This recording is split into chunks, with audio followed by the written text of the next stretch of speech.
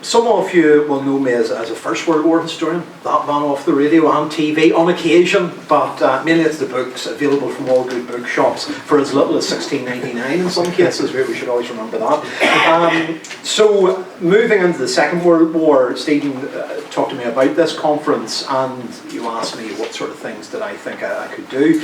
So something that I've been working on is Irish recruitment in the First World War. So I'd come to PRONI to have a look through the paperwork on recruitment in the Second World War to see what sort of lessons had been learned by the Army, Navy, Air Force about recruitment and how that could work out.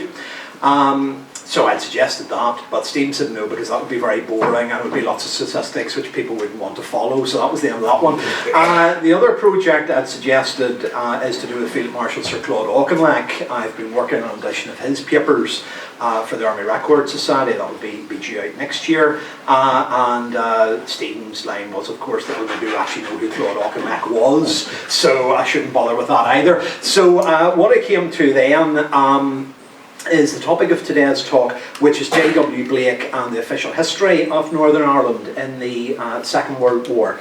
This is the book here, which is published in 1956.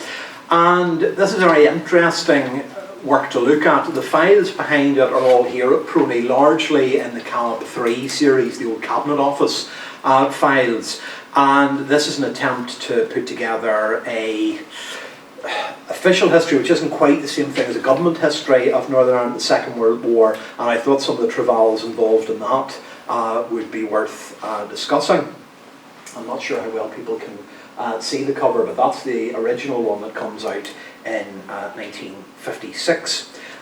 You can also get the reprint, which Brian Barton here did a very interesting introduction to before I think all the Cabinet 3 papers had been released. So I think there was some stuff was still withheld at that time. There's a few of them that are still withheld now to do with IRA activity and so on, but this came out in 2000. So it might be one of the few books where I think the second edition is possibly more valuable than the first. Brian's introduction makes it well worth paying a little bit extra for, and actually the quality of paper and so on in the 2000 edition means it's thicker than the 1956 one. I should say about 600 fun-packed pages, which you'll now want to go away and read, available from all good libraries.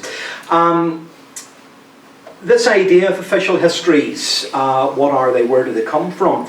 There's been some scholarly attention of them, and really the origins, it won't surprise you to know, go back to the German General Staff in the 1860s, 1870s. So the idea amongst the military was that they could write these official histories of campaigns that would then work as sort of teaching aids for their staff colleges, so that future generations of officers would look at case studies of previous campaigns. So the big ones that are done by the German army are the Austro-Prussian War of 1866 and the Franco-Prussian War of 1870-1871, and they then are used at their staff colleges, which are known to be particularly rigorous.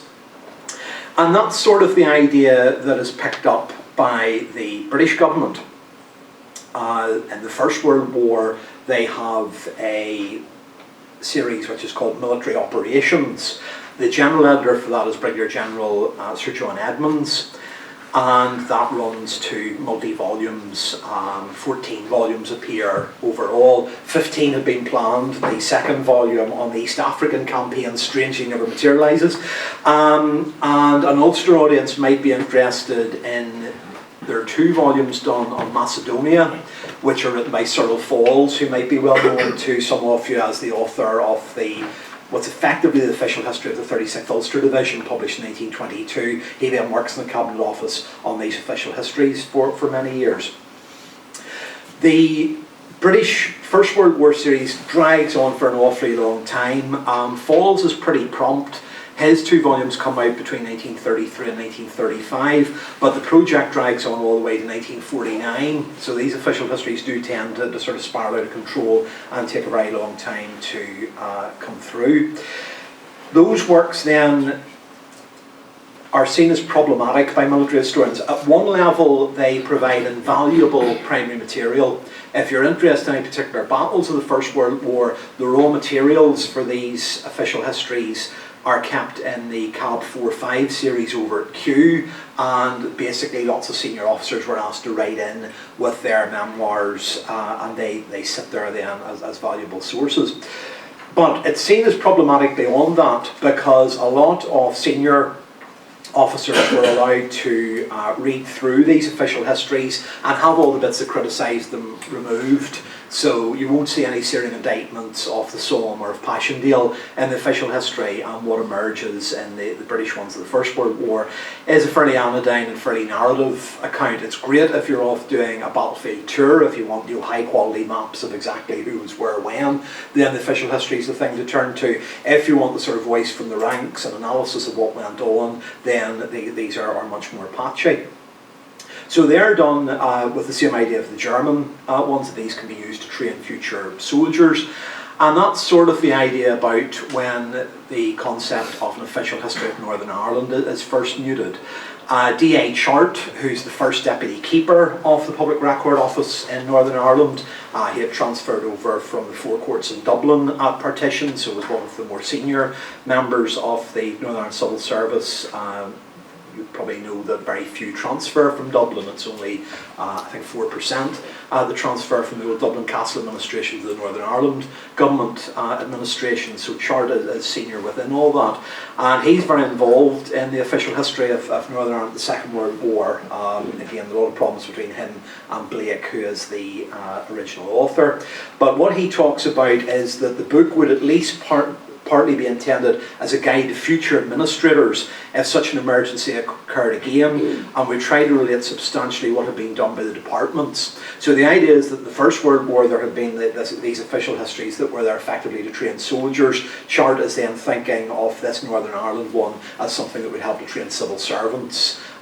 Similar idea to what's going on in Britain, what's done for the Second World War in Britain. Is a very wide-ranging project which brings out volumes galore in industry, agriculture and so on. I think it runs to over 40 volumes, and that looks very much at the role of the civil service and the new ministries that are created during the war.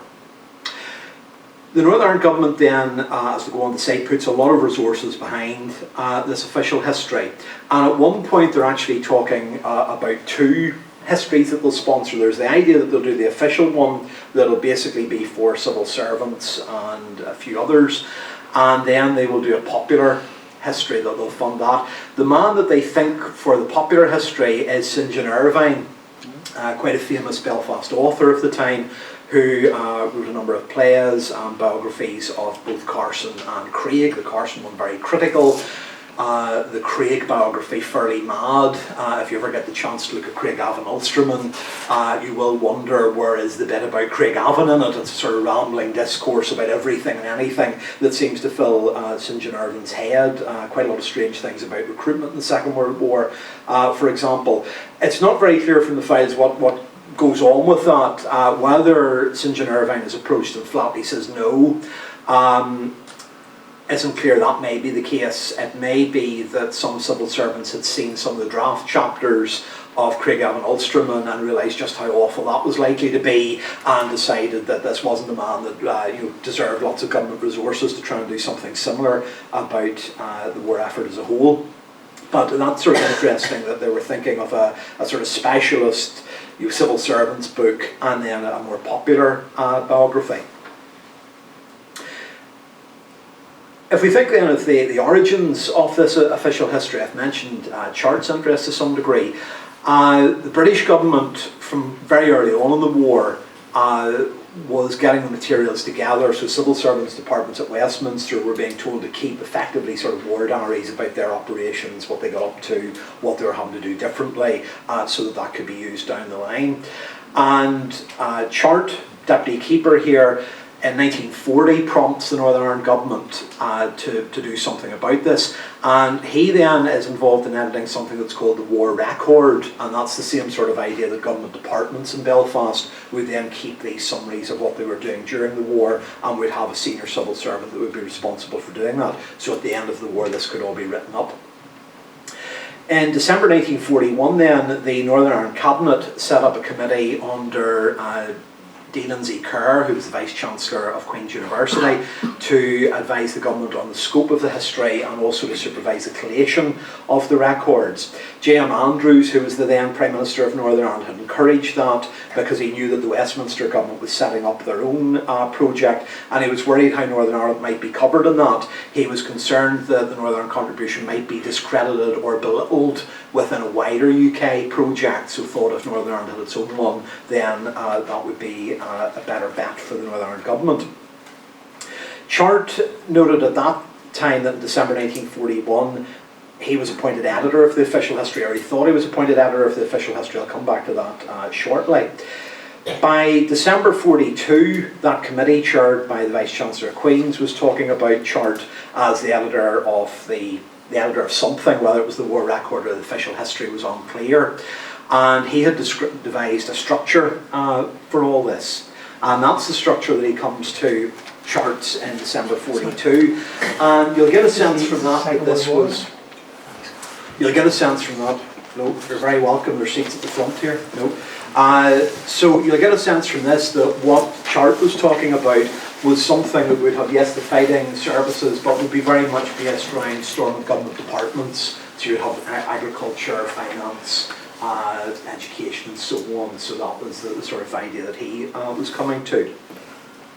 In March 1945 then, Kerr, the chairman of the committee overlooking all this, said that they had effectively finished their work in identifying records and had got most of them together, and he at that point urged ministers to appoint an author as an official historian. At that time what was being talked about in March 45 was that the book that would be produced would be about 500 pages long and would cost about 15 shillings a copy. 15 shillings, reasonably expensive, you know, if you're thinking of it back in the day. A skilled worker at the shipyard probably earning £3 a week, 60 shillings a week, so you know, reasonable sum of money, but as we'll see the costs escalate as the project goes on. J.W. Blake was then selected as the historian for this project. He was a senior lecturer at Queen's University, Belfast, and it seems likely that it was Keir's patronage that got him the role.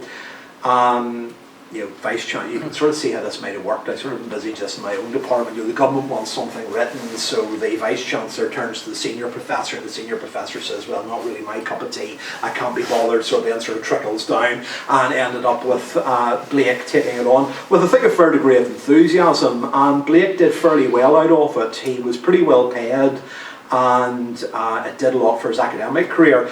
He received £1,000 for doing this, which was on top of his normal salary. £1,000 at 1950s prices we could easily think of as 100,000 in today's money, so that's you know, well worth having. He then, in 1950, gets a promotion and goes as professor to the University College of North Staffordshire, what becomes Keele University from 1962. He's acting principal there from 1954 to 56. In 1964, Chart goes to the University of Botswana, Lesotho and Swaziland as Vice-Chancellor. I think it's founder of Vice-Chancellor, and that at the time was seen as a very plum post and well-paid post. And then in 1971, he comes back to Northern Ireland and takes up the chair of history at Magee, then part of the new University of Ulster. But Blake wasn't really the obvious choice. He had been working at Queen's University since 1934, but he was English by background, educated at Kilburn Grammar School and King's College London.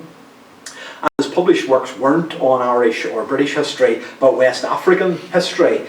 His first book was European Beginnings in West Africa, 1454 to 1478. So not only the wrong continent, but the wrong time period. So you're far from an obvious choice. S.H. Hall Thompson, who was the Minister for Education at the time, raised some questions about Blake's appointment. He took some soundings from his own sort of senior historian working on the Department of Education staff, and they weren't terribly sure about this. The argument seemed to be that Blake brought sort of academic rigour to it, so that was better than getting somebody who didn't work at a university but would have more in-depth knowledge, so perhaps a rather odd argument. The more serious complaint, and this is one I particularly enjoyed finding in the records, came from D.A. Chart, the Deputy Keeper. I would say here, but of course PRONI at that stage was down in the law courts in the centre of Belfast. Chart held a doctorate, an impressive list of publications in Irish history, and retired from the civil service at the end of the war. He had been kept on during the war as an emergency measure. Now retired at the end of the war, he thought that he was the obvious man to take on this job. On hearing of Blake's appointment, it seems by fairly indirect means he complained not unreasonably to a senior civil servant. This is what he writes. When I was appointed editor in December 1941, I understood that this would include authorship, or at any rate main authorship. I had edited 4 important Northern Ireland government publications, and in all of these, the complete conduct of the work had been left in my hands, so perhaps it was not unnatural that I should assume that in this particular case, the same procedure was to be followed. The War Records Committee undoubtedly accepted the same conclusion. The length, framework, subject matter, format and price of the volume were settled by them, and I submitted to them 2 draft chapters, one on the military operations up to the evacuation of Dunkirk, and the other on civil defence and the Great Air Raids, and altered them to meet suggestions. I was engaged in other draft chapters when the committee last met. Therefore, it came naturally as a great surprise to me, and something of an affront, when steps were taken without my knowledge, though with that apparently of other members of the War Records Committee, to appoint another person to act specifically as author.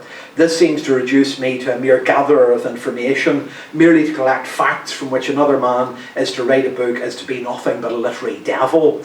The term that he's using for devil there is one that's used in the legal profession. They would talk about barristers deviling away on case files, so that's the link there. It's not perhaps more demonic than that.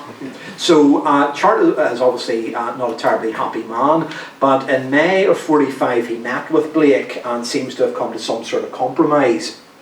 The idea at that point was that Chart would be noted as general editor in the final book and would get to write a preface to it, while Blake would be described as author.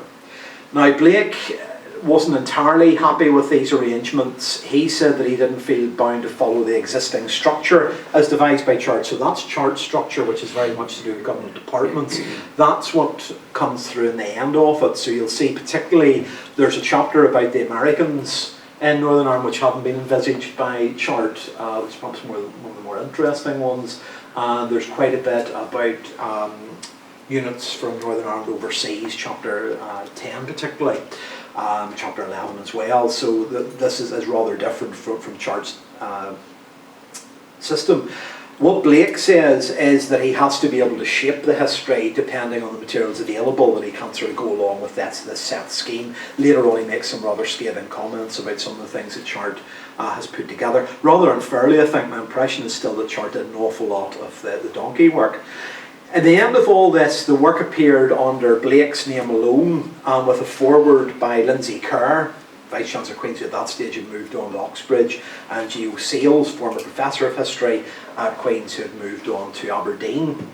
And they merely thanked, with many others, Chart, and noted Chart as Deputy Keeper of the Public Records in Northern Ireland, so no note about him being editor of this war record and getting a lot of the raw materials together.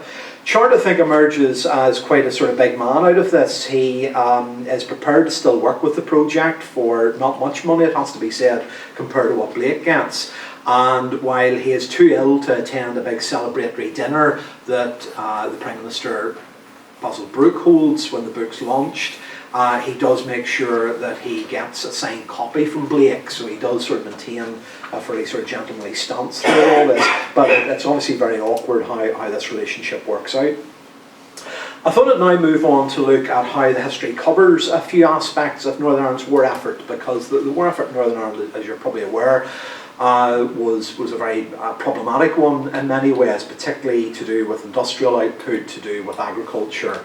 There are great criticisms of how the Northern government handled all that, and that Northern Ireland's war mobilisation was not particularly impressive. I thought I'd start off with what's seen as a success story. This is to do with Mackey's foundry. The firm's so good they had to close it. I have a family connection with that. My grandfather and great aunt both worked in Mackey's during the war. My grandfather actually worked in Mackey's man and boy for 60 years. Didn't want to leave, I think. And Mackey's got a very good reputation, and if you want to look at this in more detail, I'd direct you to Phil Balrinshaw's book on Northern Ireland, the Second World War, where he basically comes to the conclusion Mackey's could do anything. They turned out very high quality products and converted over from a company that pre-war was involved very much with the textile industry to a full-on munitions firm, and also involved in aircraft production, amongst other things. One of the snippets I'll give you that is for the armour-piercing shells that the British Army had for certain types of those. Mackey's produced 90% of those supplied to the British Army. Firms in England weren't able to match Mackey's production standards, and indeed some staff from Mackey's were sent over to firms in the north of England to advise them on how to try and get their production rates up. So Mackey's is quite an interesting firm within all this. Blake, having taken over the official history, writes to Mackey's, it seems sort of really fairly late on, if you like. It's the 9th of October 1947 when he writes to them. What he gets back is a lovely letter, which I've got various things here I'll show you in a minute. He gets a lovely letter back which basically says, well, thanks for your letter. The director that would deal with this is in England at the minute, but he'll be back next week and we'll be in touch then. In the meantime, please have this internal history that we've done for what we did during the war. This is produced immediately after the war by Mackey's, and you can see it's wonderfully entitled "To the Company's Friends Throughout the World." So this then explains to textile firms why Mackey's hasn't been able to meet their orders during the war, and sort of sings up the praises of the company. To give you a few of the snippets that are in that, which from what I can work out are perfectly accurate. Mackey's started the war in autumn 1939 with 2,000 employees and ended it with 12,000 employees, 60% of them female, not just with their main works in West Belfast, but with 7 subsidiary aircraft factories and 7 subsidiary munitions factories. So an incredible industrial output. The company makes the claim that whatever else went wrong during the war, they always made sure that 2 things went right. One was that the workers always got paid on time, and secondly that the canteen always had hot food available. That was more than could be said for some of the bigger firms in Northern Ireland. I'll come to a few of those in a moment.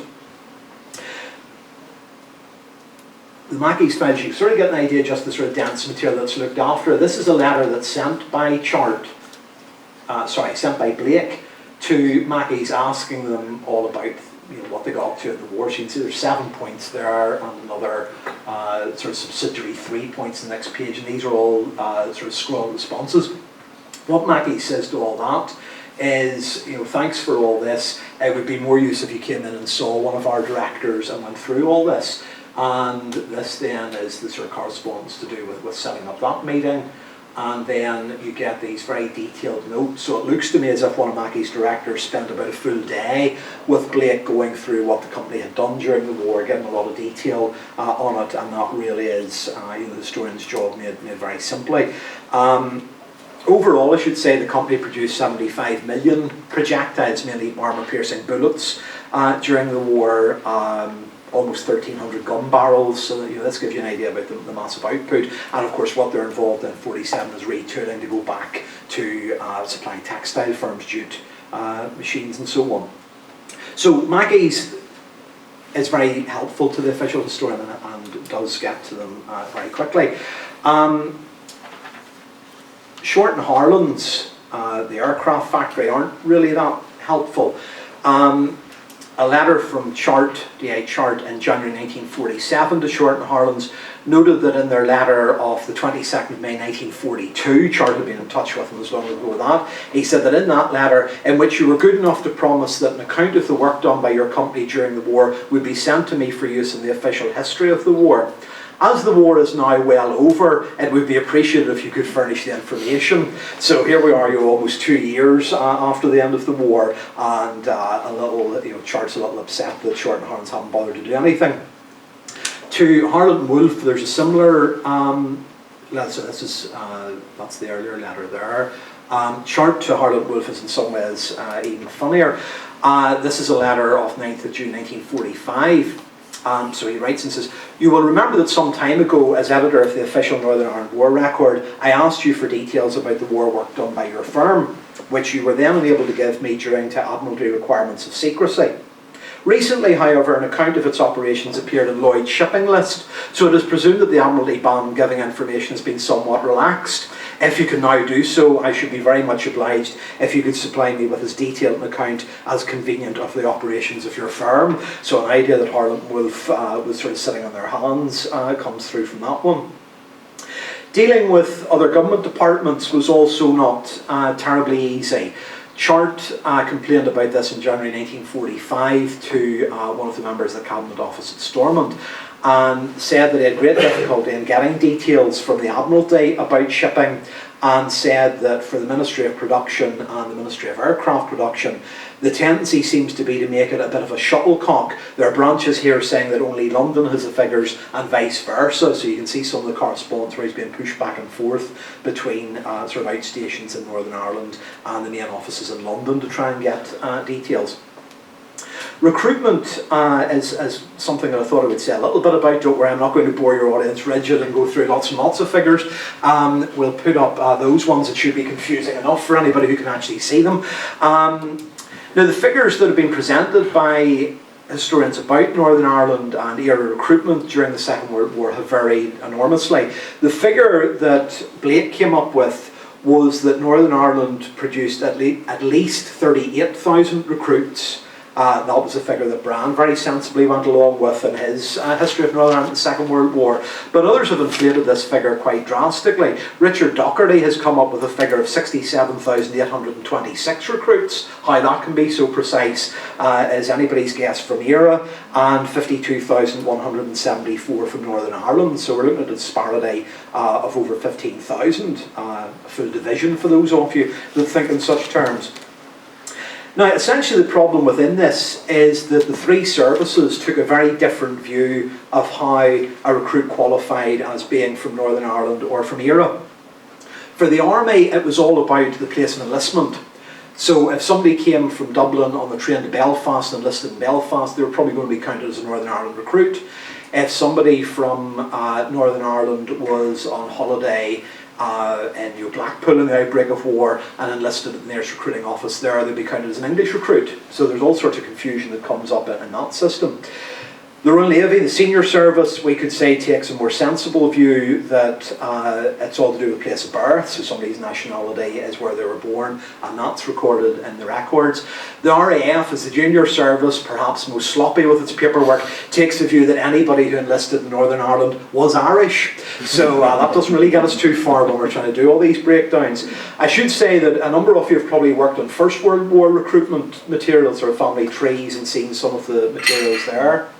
No nods in the audience. Nobody's been through things in Ancestry and so on. Yes, a few of you. You'll get an idea from that. They're very patchy because of the Blitz and a lot of the material being destroyed in 1940. For the Second World War, these personnel records haven't been released yet and aren't going to be released for another number of years. I think the talk is that it'll be 2045 before they're released. So I've said to one of my junior colleagues, you know, he can look at this. I barely remember my own name by that stage, let alone be able to work out any calculations of Northern Ireland recruitment. So that's the sort of confusion there. You probably can't make this out very clearly, but this table is to do with recruitment by the different services, Army, Navy, Air Force, and a total. This is Blake's own handwriting, so this is the sort of running totals he has. And then there's a lot over here which also shows you the complications. So there's sort of questions even within Army recruitment. Are these men joining the sort of traditional infantry regiments of the Irish infantry regiments, Enniskillen Fusiliers, Irish Fusiliers, Royal Ulster Rifles? Are they joining territorial units, largely territorial artillery in Northern Ireland? Are they joining something called the Supplementary Reserve, which is another artillery brigade formed in Belfast just before the outbreak of the war? Are they joining home defence companies, which were raised in 1939 to provide static defence and tried to recruit older soldiers? ex-soldiers from the First World War who re-enlisted up to the age of 55. So there's all this sort of confusion about the different units that people are going into.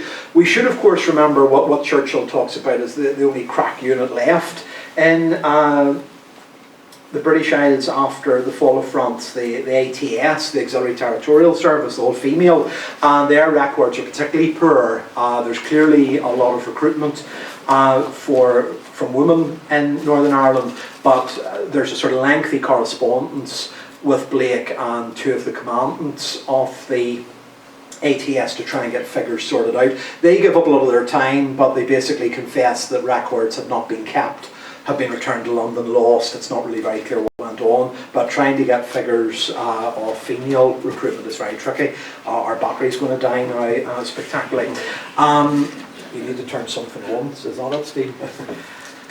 If we think about then how the Northern Ireland government supports the official history, to the eyes of an academic historian working in a British university today, Blake receives a lot of support. Financially, the government subsidises the work heavily. I've said that Blake himself gets £1,000. If anybody wants to give me £100,000 to write my next book on top of my normal salary, please do form an orderly queue. But there's a lot of other things. When the first 1,500 copies were published, they, in cost price terms, were about £2.7, so 47 shillings, but they retail at 30 shillings, so the government takes a hit in terms of subsidising things. Even at that, 30 shillings is not particularly cheap, but this is quite a support for it. Terence O'Neill, Minister of Finance, is later to claim that 50 shillings would have been a break-even price for the government, and allowing for secretarial support, travel expenses, and the storage of volumes. That figure seems entirely justifiable. Factor in the time of senior civil servants, particularly Chart, and the figure could well have been 75 shillings a copy, so there's significant government support for this. The production values were also very high, looking at the old HMSO volume, which this isn't going to let us look at again. No, that's dying. If you look at modern academic books, not Liverpool University Press, that's the next one that I'm out with, they're wonderfully good. But some that one would look at, you're looking at poor quality laser printing, thin paper, glued together boards rather than stitched boards and so on. And you're struck then with the exceptional quality of the HMSO volume. And it says a lot for those very high standards that one page was withdrawn and reprinted because it was felt that one letter T had come out rather too faintly for the final version. This shows you the great attention to detail of the old HMSO. We also end up with a lot of support for Blake in terms of secretarial support. A typist was paid for by the Northern Ireland government, initially on secondment. And it's quite funny to look at all this because you have an awful lot of Sir Humphreys, permanent secretaries who are debating and agonising about the fairly small sums being paid out to the secretarial support. And indeed at one stage Blake is saying, well, he only really needs a secretary for 5 days a week, he's not going to work on the project over the weekend. And then it's, well, what will this secretary do on a Saturday, because secretaries in the Ireland Civil Service have to work on Saturday morning, so what job is she going to do on Saturday morning? So then Blake says, well, okay, you'll put her down and I'll work on Saturday mornings as well. So that's the sort of way of doing that. There's also an awful lot of help for Blake from the civil service. Most civil service departments write up their own screeds, in some cases too much. And Chart, of course, provides a lot of help and support.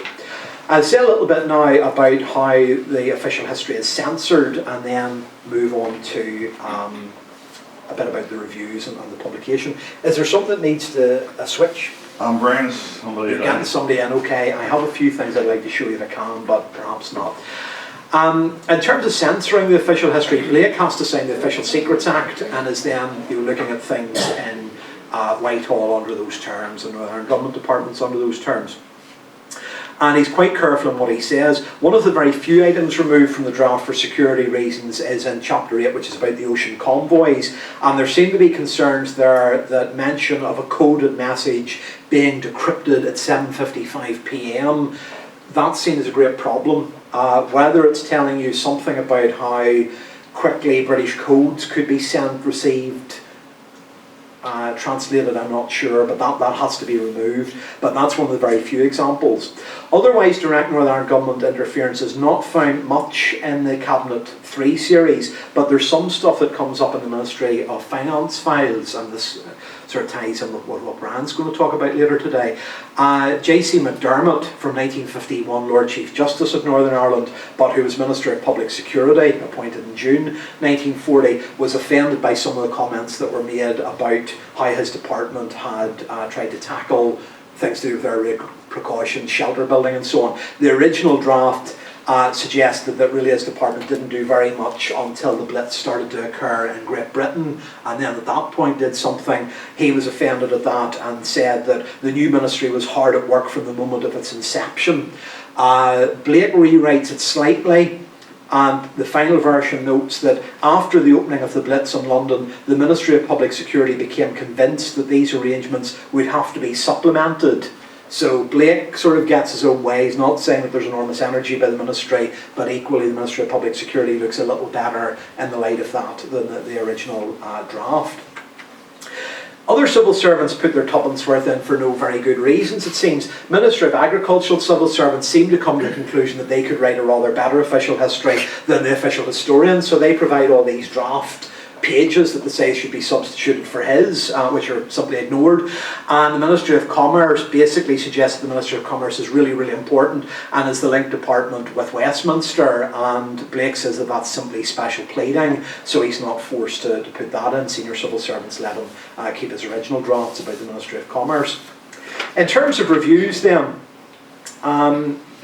it's not actually widely noticed in reviews. In terms of how it's distributed and published, it's done through HMSO, which has its own sort of distribution network. There are some rather odd things that are then decided. So copies are sent out to most of the big newspapers in England, Scotland, and Wales. They're then sent to the major newspapers in Belfast, including the Irish News, and in Londonderry, including the Derry Journal, but they're not sent to other newspapers in Northern Ireland, so your provincial press in Northern Ireland doesn't get a review copy. And in Dublin, a review copy is sent only to the Irish Times, so this creates quite a bit of resentment that all newspapers feel they should have been given the chance to look at it, but the plug has been pulled.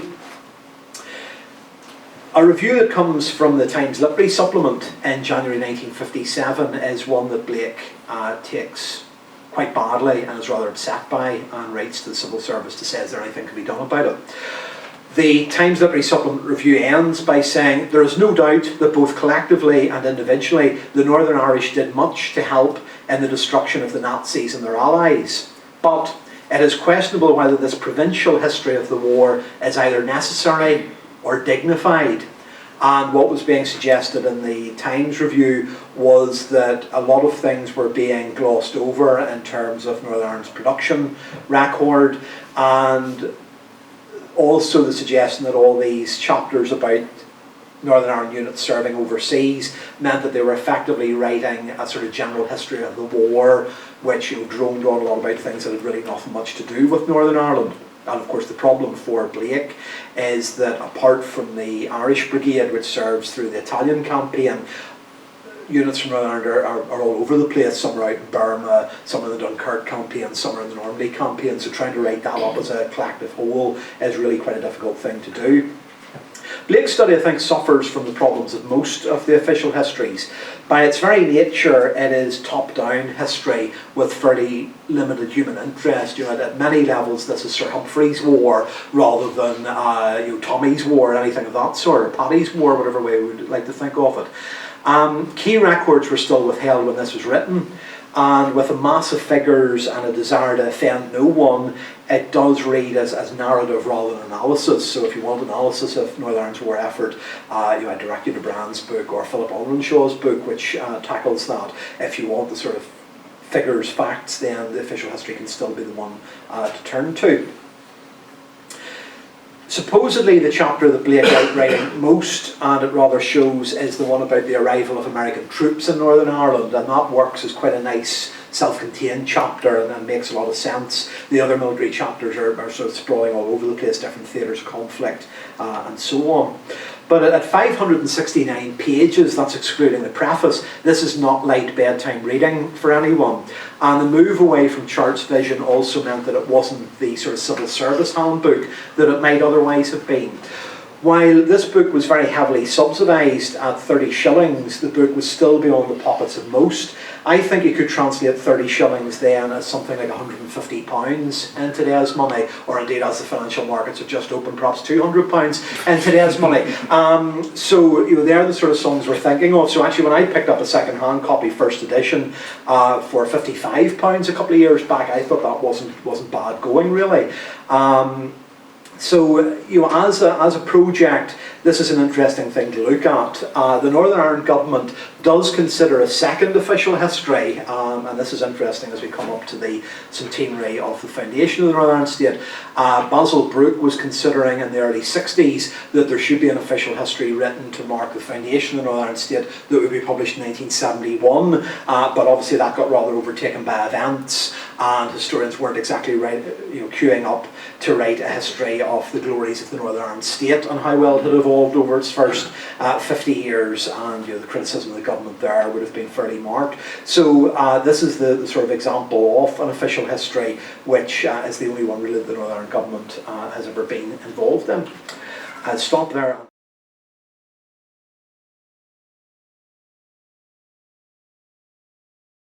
Thank you for coming, and thank you for the kind invitation. It's a big pleasure to be here. I'm a big fan of the Public Record Office, and Stephen, thank you for the kind words. As Stephen said, my name is Stephen Walker, and today I'd like to really talk about German spies in Ireland during the Second World War. My day job is a BBC political correspondent, which means I spend a lot of time with politicians.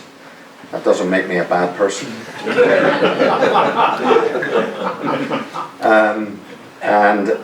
So this is actually light relief from the twists and turns of Westminster, but if you do forgive me, in about half an hour I'm afraid I've got to go back to work. But I will make this promise: the next 30 minutes will be a Brexit-free zone, so I can promise you that. I'm particularly aware that I am in the presence of very talented and experienced historians. So can I get my excuses in first? I am not an academic. I'm a journalist and a writer. I simply have a passion for history. My interest is based on, I suppose, what events and places and people that interest me and make good stories. That's my starting point. And I've looked at a number of things. I've done a number of historical BBC documentaries, and as Stephen was kind enough to plug, a couple of books. I have done a third actually, which I might talk about shortly. That's really my interest. So I suppose you can ask the question, why am I here today? Well, I suppose I'm here today because of my background, my interest in history, and the three books that I've written, and I won't dwell on them for too long, but it just gives you, I suppose, a bit of context. I wrote originally about the Irishmen, a number of Irishmen who were executed in the First World War for, they were found guilty of desertion and cowardice. I wrote also about Irish sporting heroes, men who had played cricket and hockey and rugby for Ireland and then died in the Great War. And then another book I wrote in 2011 was called Hide and Seek, which was about Monsignor Hugh O'Flaherty, fascinating character, an Irish priest from County Kerry who went to the Vatican, who hid Allied escapees and came up against Herbert Kapler, a fascinating duel that the two men had. And it was during the research for that book that I suppose I started to get interested in the Second World War, and I suppose I then sort of moved to Germany and the Second World War, and I then started to get interested in the whole issue of German spies that came to Ireland during the Second World War. So what I'm going to do today is it really is a whistle-stop tour of these individuals. Essentially the colour behind the stories of the men that came. And I suppose I'd like to start with this Gentlemen, this is Hermann Gortz, probably the most famous German spy to come to Ireland. Gortz has a fascinating past and made world headlines before he came to Ireland. He was a great war veteran and was keen to make his name as a spy. He first came to England in the 1930s with his secretary Marianne Emig, and they came to spy on RAF bases across mainly the south coast of England and particularly up in places on the East Anglia. They travelled across England on motorbike and sidecar and made drawings of bases and notes. Now they pretended they were working on a novel together, but they were in fact amassing as much information as they could on the RAF. Marianne also befriended an RAF airman, and he unwittingly supplied her with photographs and other details after she told him they were writing on this book. Now the RAF man was interested in Marianne romantically, and so he was quite keen to sort of impress her and help her. There is also a suggestion, it's probably more than a suggestion, that Marianne Emig and Gortz were having more than a close professional relationship. So the story essentially has everything, if you think about it from a journalistic point of view. A bit of espionage, laced with a hint of intrigue, and clearly laced with a hint of sex as well. So in terms of journalistic stories, it already has everything. Gortz went back to Germany, and Marianne Emig went back to Germany, but then Gortz came back, and that's when he was arrested for spying. Just going to take a little drink here. Okay. So here we have a newspaper that doesn't exist anymore, the Daily Sketch. I don't know whether you can make out the headline, but I'll help you. The headline says, "Girl in Spy Case Revelations." Underneath it reads, "Pretty German and aircraft man." And the photos really sum up the parts to the English side of the story. The picture of the house is the house that Marianne and Gortz lived in. It was rented. The gentleman in military uniform, RAF uniform, is Kenneth Lewis. He was the RAF man who was very keen on Marianne and was helping her. The lady at the bottom, Mrs. Johnson, is the landlady who helped to uncover all this. And then there is Marianne at the bottom of the page. So essentially, from a tabloid point of view, it has everything. And the press, if you go through the cuttings of the time, 1936, the press were obsessed with this story. It really was a big story. Gortz appeared at the Old Bailey and was found guilty of spying and was sentenced to prison.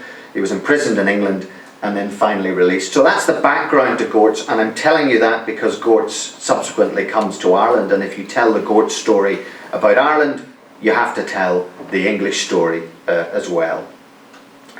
So the Second World War begins, and Gortz, I suppose, kind of feels he's a bit of unfinished business. He wants to be a spy. He has, I suspect, this romantic notion that this is how he will make his life, this is how he will make his reputation, and he's determined to carry on with espionage. So his link is to come, his objective is to come to Ireland and link up with the IRA. The plan for Gortz is known as Operation Manu. I hope my German pronunciation is correct. I'm sure somebody may correct me if I've got that wrong. Gortz is given the code name Agent Gilka. Now the plan was to drop Gortz into Northern Ireland, probably around County Tyrone, and then link up with IRA leaders in May 1940. But the pilot dropped Gortz in the wrong place. He dropped Gortz south of the border. So Gortz is dropped by parachute and lands in a field in County Meath. Now Gortz, as you'll hear from what I'm about to say, is quite an odd character. There's a little bit of a Walter Mitty figure about him, but nonetheless he's taken seriously in certain parts of the German hierarchy in terms of his spying ambition. He's dressed in German uniform, when he parachutes. He has money, quite odd, money. He has a revolver, and the second parachute is to carry his radio. Now it's all a bit of a disaster.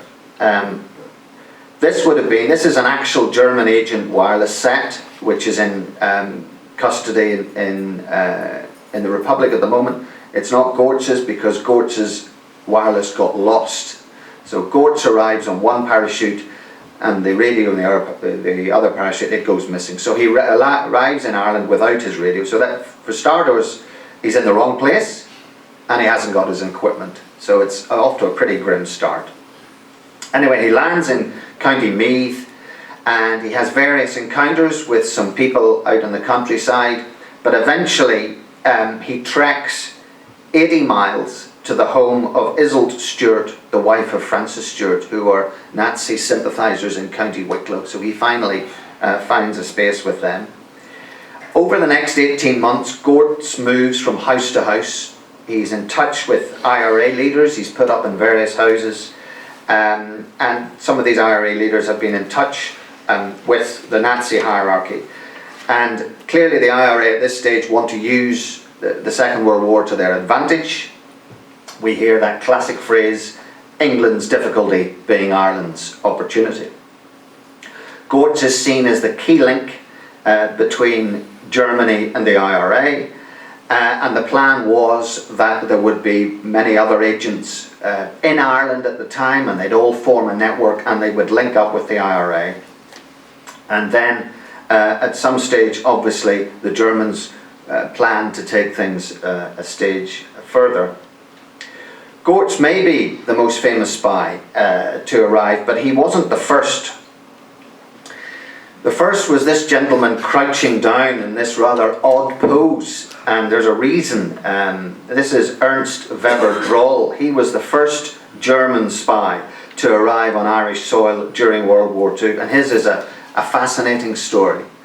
And when I tell you that all the spies that came were a rather odd collection of individuals, I think this photo bears that out, because Ernst was a 61-year-old wrestler known as Atlas the Strong. And he had lived in Ireland before. He had fathered 2 children in Ireland, lived in Ireland with a woman, and he had taken part in various circuses and fairs across Ireland as a wrestler. So he was familiar with the language and familiar with the territory. And he was, as this photograph testifies, quite a character. He came ashore at Killala Bay and arrived on a German U-boat and made contact with IRA leaders. And the plan was that the IRA would then send a representative to Germany to organise arms shipments.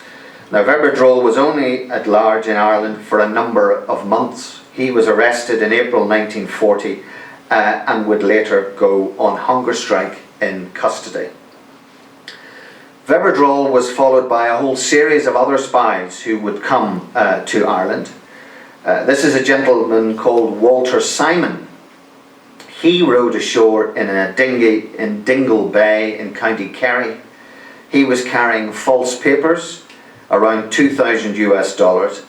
He had a radio set, unlike Gortz, but he oddly decided to bury it in the ground very close to where he had landed. Now, one can only assume that he was going to come back and use it, or he just thought perhaps it was cumbersome, or he didn't want to carry it. But anyway, he made this decision to bury it, to use it at a later time. He then made his way to Tralee railway station, where he was promptly spotted by the guards and arrested. So his spying operation in Ireland was pretty limited. And that is a regular theme about the spies that were sent to Ireland. Now, it's important not to dismiss this as some kind of, I don't know, poor man's dad's army or collection of sort of misfits. There was a genuine threat here. They were being sent here to spy. They were being sent here to link up with the IRA. So there was a genuine threat there. And the continued arrival of Irish spies convinced the Taoiseach, Eamon de Valera, that a German invasion was possible and was indeed imminent, and there were real fears at this stage in Dublin and London that this was the precursor to a German invasion. It's also clear that Adolf Hitler did have Ireland in his sights, and he saw the IRA as allies. In the summer of 1940, Hitler drew up detailed plans to land troops in Ireland in a plot called Operation Green. Now, the plan included maps, drawings, photographs of all major cities and ports across the country. And the plan was in conjunction with Operation Sea Lion, which was a plan to invade Great Britain. So the Germans did take this seriously, and if you look at the documents of Operation Green, they are detailed. I think there's 5 volumes of them. It is a detailed piece of work. The Germans also had other plans. The late summer of 1940 was a crucial period, and 2 leading IRA figures were briefed and trained by the Germans. They were sent from Germany to Ireland by submarine to help operations against the British. The 2 men were Frank Ryan and Sean Russell, and the plan was codenamed Operation Dove, but it ended in disaster. Russell became unwell and died and was buried at sea. So the plan was aborted. So Ryan and the rest of the crew returned to Germany. Had Russell and Ryan landed, then obviously potentially things could have been very different. Now, in 1941, the Germans continued to send more spies to Ireland. This is another of the men that they sent, Gunter Schutz, who came with a false passport, pretending to be an individual called Hans Marshall. If you look at the signature at the bottom of it, hopefully you should be able to read it. It says Hans Marshall. That's who he pretended to be. He was dropped by parachute in 1941, and again there's a running theme here. He was supposed to have been dropped into County Kildare, but he ended up in County Wexford.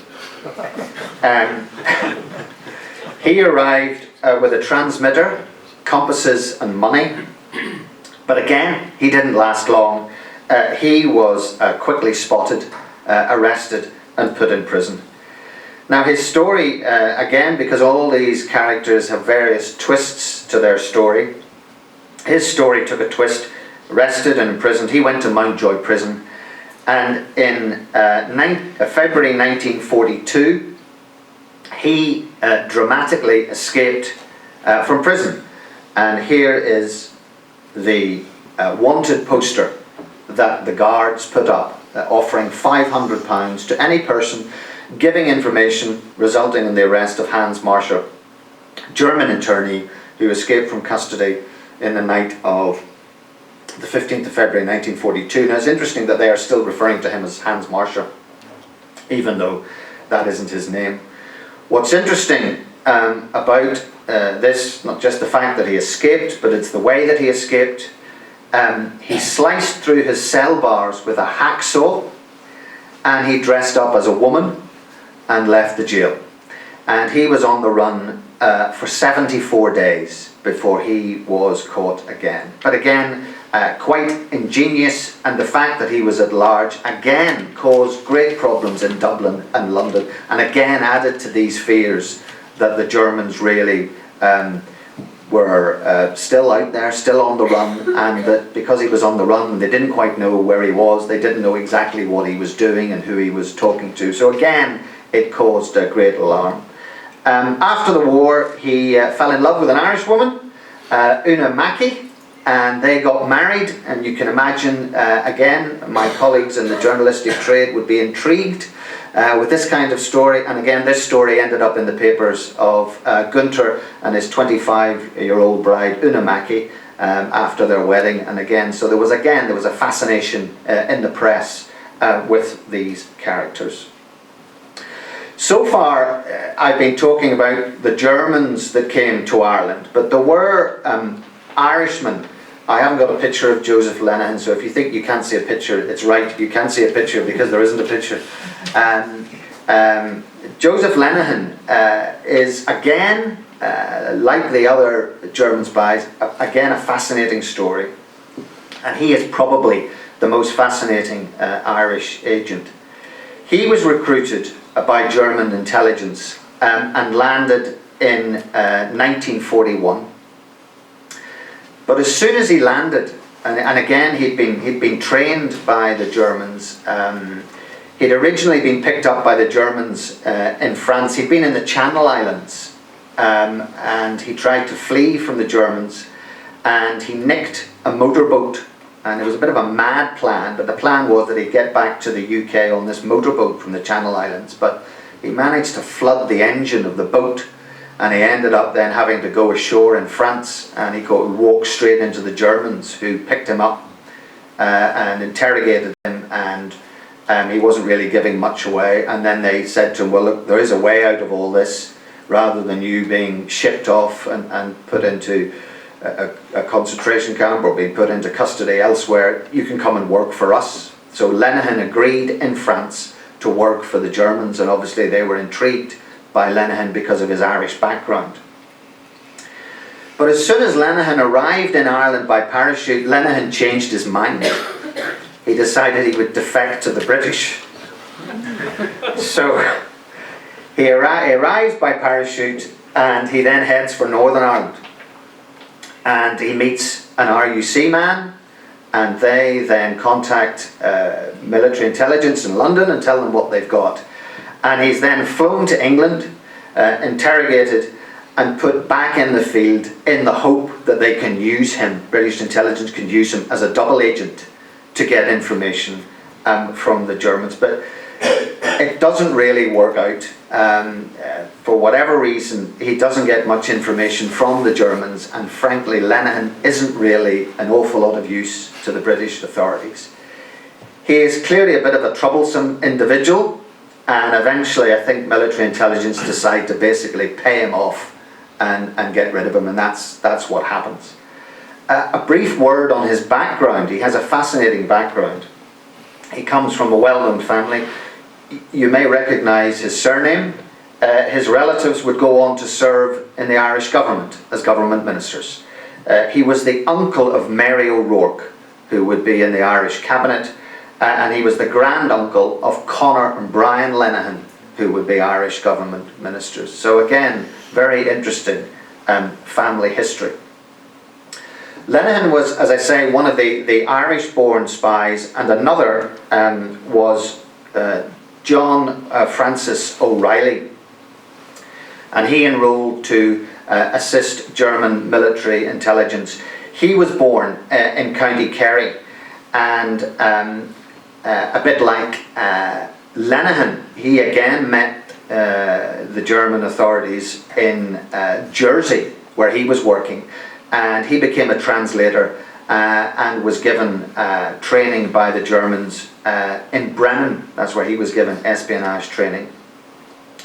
So they dropped him into Ireland in 1943, close to the family home in County Clare, and he was basically tasked to send information back by radio. Now, naturally, his family were delighted to see him because they hadn't seen him for a while.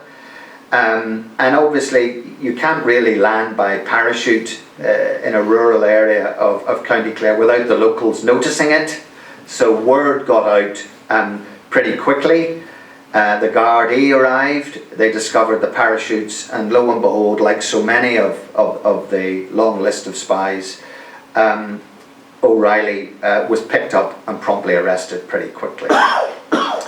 He was imprisoned, and he then escaped from custody. Now, from what I have read, he doesn't appear to have had the most dramatic escape. According to our other friend who dressed up as a woman and hacked through his cell bars, it's just suggested that he escaped. And again, very similar poster was put up offering £500 for his reward. Now, O'Reilly was one of the last German spies to be sent to Ireland, and as you've heard, most of their operations really were short-lived. Whilst they promised to link up with the IRA and bring in weapons, very little transpired.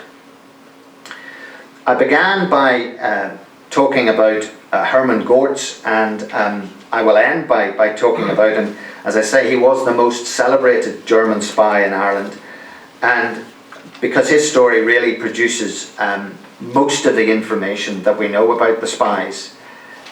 He was on the run, moving around from house to house. He made a number of attempts to return to Germany. Again, on one occasion, tried to use a boat to get back to Germany, but again, that didn't materialize. Finally arrested, and like all the other spies, was placed in custody. And again, with Gortz, there are lots of twists to his life, and there are at least 2 more twists to come with Herman Gortz. Whilst in custody, he was befriended by Richard Hayes from the National Library in Dublin. Hayes didn't tell Gortz exactly who he was, but a friendship developed and he wanted to talk to him. And essentially Hayes was working as a code breaker, and he managed to get Gortz to talk to him, and they then encouraged Gortz to hand over messages to people in the prison who they said were sympathetic to him.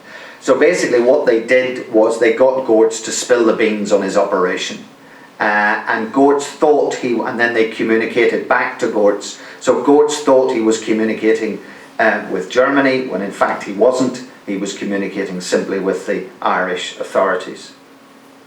And it was only after the war that Gortz realised that he had been duped while he was in prison. Eventually, Gortz was released, and after the war, he wanted to stay in Ireland. I think he had a big worry that something would happen to him if he returned to Germany. He was a complex, odd character. Whether he thought he'd be imprisoned when he went back to Germany, or whether he thought he'd be regarded as a failure, we're not quite sure. He did worry about what his legacy would be. He did have an awful lot of relationships in Ireland, even though he was married and had a family in Germany. It may have been that he preferred to stay in Ireland to continue those relationships. It's not entirely clear, but there are a lot of things going on in his head, and there are a lot of things going on in his life. He met up with a number of the ex-spies after the war in Dublin, and did say to them that he did not want to go back to Germany. He said he feared going back to Germany, and this was a big thing. He was almost obsessed about being sent back to Germany. And at this stage, the Irish authorities didn't quite know what to do with the spies that they had in custody, and then were subsequently released. Some of them moved of their own free will, and others decided to stay in Ireland. So he said he would rather die than be sent back to Germany. So he was told to report to the aliens office in Dublin, where they would give him details about his future. And I suspect he feared what he would be told at this meeting. So in 1947, he went to this office in Dublin, had a conversation with the staff, and they told him that within hours he would be deported to Germany. Within seconds of being told the news, Gortz reached into his pocket, took out a cyanide pill and swallowed it. He immediately became ill, was rushed to a Dublin hospital, but they couldn't save him. So he was a man of his word. He did not want to go back to Germany, and he said he would rather die. And it really was, when you think about it, the most dramatic of deaths, and again another twist to this interesting character. And as you can imagine, again, the story of a German spy dying in an office in Dublin fascinated the press, and if you look at the cuttings back in 1947, you will see an awful lot of coverage, and there was a inquest into his death which basically said he died through the swallowing of the poison. Now the Gortz story does not end there. He continues to make headlines even in his death. 3 days after his death, his funeral takes place in Ireland. A crowd of around 800 people turn up. Now this is 1947. There's a mixture of friends and supporters, and it really was an extraordinary sight. And if you look closely, you can see a swastika on the coffin. A service took place. He was buried at Dean's Grange Cemetery. But again, that is not the end of the Gort story. Even after he was first buried. In 1974, he is exhumed and he is reburied and transferred to the German military cemetery at Glen Cree in County Wicklow. And there is a headstone that says he was a major, which of course isn't true. So just as he sort of lived his life through deceit and deception, so he is remembered in death with a little bit of deceit and deception. As I say, back in the 1940s, when I was talking about those that decided to stay, some of the spies stayed and married and set up businesses in the south. Some moved abroad, returned to Germany. And Gort obviously took his own life and will perhaps be remembered as the most famous of them all. So in conclusion, what should we make of Hitler's Irish spies? Well, ultimately, they threatened to cause violence and havoc in Ireland, but that never materialised. They were, as I hopefully have outlined, were an unusual band of men. Some managed to stay on the run in Ireland for weeks. Some were captured on their arrival.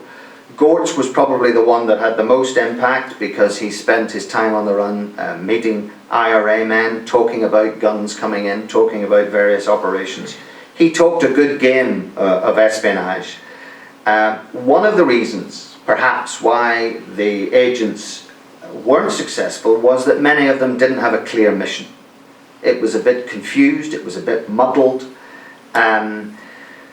And the type of people that German military intelligence sent were the wrong men.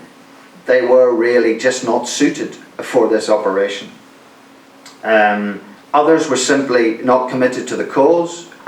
Joseph Lenihan, who I talked about, the very fact that he defected as soon as his feet hit the island of Ireland is an example of that. We think of Walter Simon, the man that buried his radio. He was captured within hours. John Francis O'Reilly landing beside his parents' house, perhaps not the wisest thing to do in the world. Again, he was captured. So you have to question the caliber of the men that were sent. And also you have to say that the Germans had a lot of bad luck. All military operations require planning, but they also require a bit of luck. And I spoke earlier of the operation with the IRA leaders, Sean Russell. Obviously Sean Russell died en route to Ireland. Again, the fortunes of war meant his operation never really got going, but had Ryan and Russell landed in Ireland, then things could have been quite different. So ladies and gentlemen, thank you very much for your attendance today. This was a brief overview of German agents. I didn't go through every one, it's simply a whistle-stop tour. I hope I've given you a flavour of what they were like, what they did or what they didn't do. And I hope you'll agree it's a fascinating part of history. Once again, a big thank you to the Public Record Office, and thank you for coming, and enjoy your day.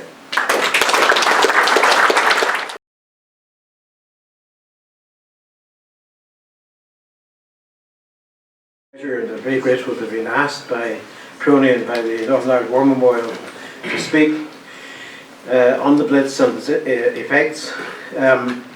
What I talk about will be based very much on the book which Stephen just referred to. Broadly, what I'll talk about will be the sort of preparations for the Blitz, the expectations of areas taking place, a brief account of the raids themselves, and then at the end a sort of brief comment on the overall impact of the Blitz. The first slide here is of the gentleman I want to focus on here is the one in civilian clothes, Desi Mcdermott, who's already been referred to by Tim, who was the Minister of Public Security from June 1940. and he commented on the preparations. He was responsible in that office for preparing the region for German attacks, for air raids, and he commented on one occasion that Belfast was less well protected than any major city or port in the United Kingdom. A similar comment was made by Johnny Andrews, the Prime Minister. And undoubtedly that is true. If you look at just several measures of the level of preparation in terms of passive defences, for example, the number of shelters. When the war started, the main shelters were, there were 4 underground toilets just opposite City Hall, and then in Shaftesbury Square, 2 others there, and those were more or less the only shelters that were available. When the Blitz actually occurred, there was enough shelter accommodation to house roughly a quarter of the population of Belfast, and also there were design issues and failings in relation to the structures of the shelters. Whenever the Blitz started, there were still about 80,000 children in Belfast. They did very little in the way of evacuation. There were some active defences. The anti-aircraft guns, there were about 22 anti-aircraft guns in Belfast whenever the Blitz took place. That was about a quarter of the number there were in Liverpool. There were some barrage balloons visible from as far away as Ballymena. Children used to count them, and normally there were about 28 to 30 above the city. And in addition to that, we had the Hurricane aircraft, Hurricane fighters, which were deployed here in July 1940 from Edinburgh. A difficulty with them was that they were not equipped really to fight at night time, which was when the German air raids took place, almost all of them from October 1940 onwards. Whenever the Blitz started, there were no searchlights in Belfast. Yet Belfast was lightly targeted, so therefore it seems in some ways surprising that it was so ill prepared. It was easily located, 25 square miles, which clustered around the loch. The water at Belfast Loch obviously couldn't be blacked out, so it was easily located. And in addition to that, it was highly vulnerable because many of the key strategic locations in Belfast, or targets, were in the port area: Shorten Harlands, Harland Wolff, the electricity power station, the gasworks, railway stations, telephone house. Most of them, or all of them in fact, if not in the port area, certainly in the city centre. And it was becoming increasingly important. The photograph here shows just the busyness of the industry in Belfast. Already by the May of 1940, 50,000 people were going into the docks every day. The Harbour Commissioners estimated tens of thousands of them working in shorts and in Harland and Wolff. In addition to that, it was increasingly vulnerable because the sort of turning point there was the fall of France in the 22nd of June 1940, and subsequently the fact that the Luftwaffe could use the northern France to set up bases, and also Holland. And therefore the scale of any subsequent attack on Belfast would be so much greater, likely to be so much greater, and also they could adopt safer routes. For example, going up the Irish Sea and hugging the coast of Erin. The reasons, I think, for the lack of preparedness, certainly initially a lot of it was down to the presumed remoteness of Northern Ireland from Germany, 1,000 miles there and back from Germany to bomb Belfast. There was a presumption really that Hitler would never have heard of Northern Ireland. And also the fact that they would have to cross Britain. The Luftwaffe, it was assumed again, would have to cross mainland Britain to deal with and cope with the defences, the anti-aircraft defences in Britain. And also, why would they do that when there were more, presumably more attractive targets in Britain than they were in Belfast or in Northern Ireland? A further factor was that for so long Northern Ireland was immune from attack. I mean, the first air raids in Britain started from September 1940. There were more Blitz victims in Britain in 1940 than there were in 1941. Liverpool had over 40 air raids in the course of 1940, whereas Belfast had none at all. So there was an assumption, a growing assumption then, that Belfast wouldn't be attacked. And also there was a feeling perhaps that Hitler was respecting southern neutrality, therefore wouldn't attack Northern Ireland. Overall, people, whenever they informed observers who came to Northern Ireland, to Belfast, when they came, they were struck by this really lax atmosphere in Belfast. Tom Harrison, the founder of Mass Observation, commented on that. He commented on the lax atmosphere, and he noticed, for example, people were quite often late for appointments and took very long lunches. Or one of the things that struck him most forcibly was this scene here, June 1940. He noticed these people relaxing, sunbathing outside the City Hall. He commented that if people were to behave like that, say in Liverpool or in Birmingham, it might well cause a riot by the May or June of 1940. Just at this precise moment, in fact, basically, the Luftwaffe, the Panzer divisions were rolling into France. Now, it's easy to sort of criticise, to assume that a lot of the blame attaches to the Northern Ireland government, their lack of energy, their lack of imagination, their lack of drive, etc. But it is, I think, worthwhile to bear in mind that the key decisions about the allocation of anti-aircraft guns, of barrage balloons, of aircraft, etc., and searchlights, those decisions were not made in Belfast. They were made in London by the Deputy Chiefs of Staff. However, there was a growing acceptance, certainly at government level, by the end of 1940, that Belfast was likely to be attacked amongst civil servants and also amongst government ministers, particularly someone like Mcdermott. It wasn't just because gradually the importance of Northern Ireland was increasing, or certainly at Belfast and at Derry, its importance, its contribution to the war effort, but also the fall of France, obviously, which made Belfast more exposed. But it was also the evidence that the Luftwaffe were over Northern Ireland more frequently. From October 1940 until the spring of 1941, for the first air raid, there were 22 red alerts in Belfast, which normally were caused by Luftwaffe aircraft having been identified over Belfast. And what they were doing was, one of the things they were doing was to lay mines in Belfast Lough. Quite frequently, from the summer of 1940, the port of Belfast was closed because of these mines being laid. This photograph is of the trout pool being sunk, the ship on the right, smoke coming from its bow. It is reckoned to be the first ship to have been sunk by mines, was struck by a magnetic mine, and 11 crew members were lost.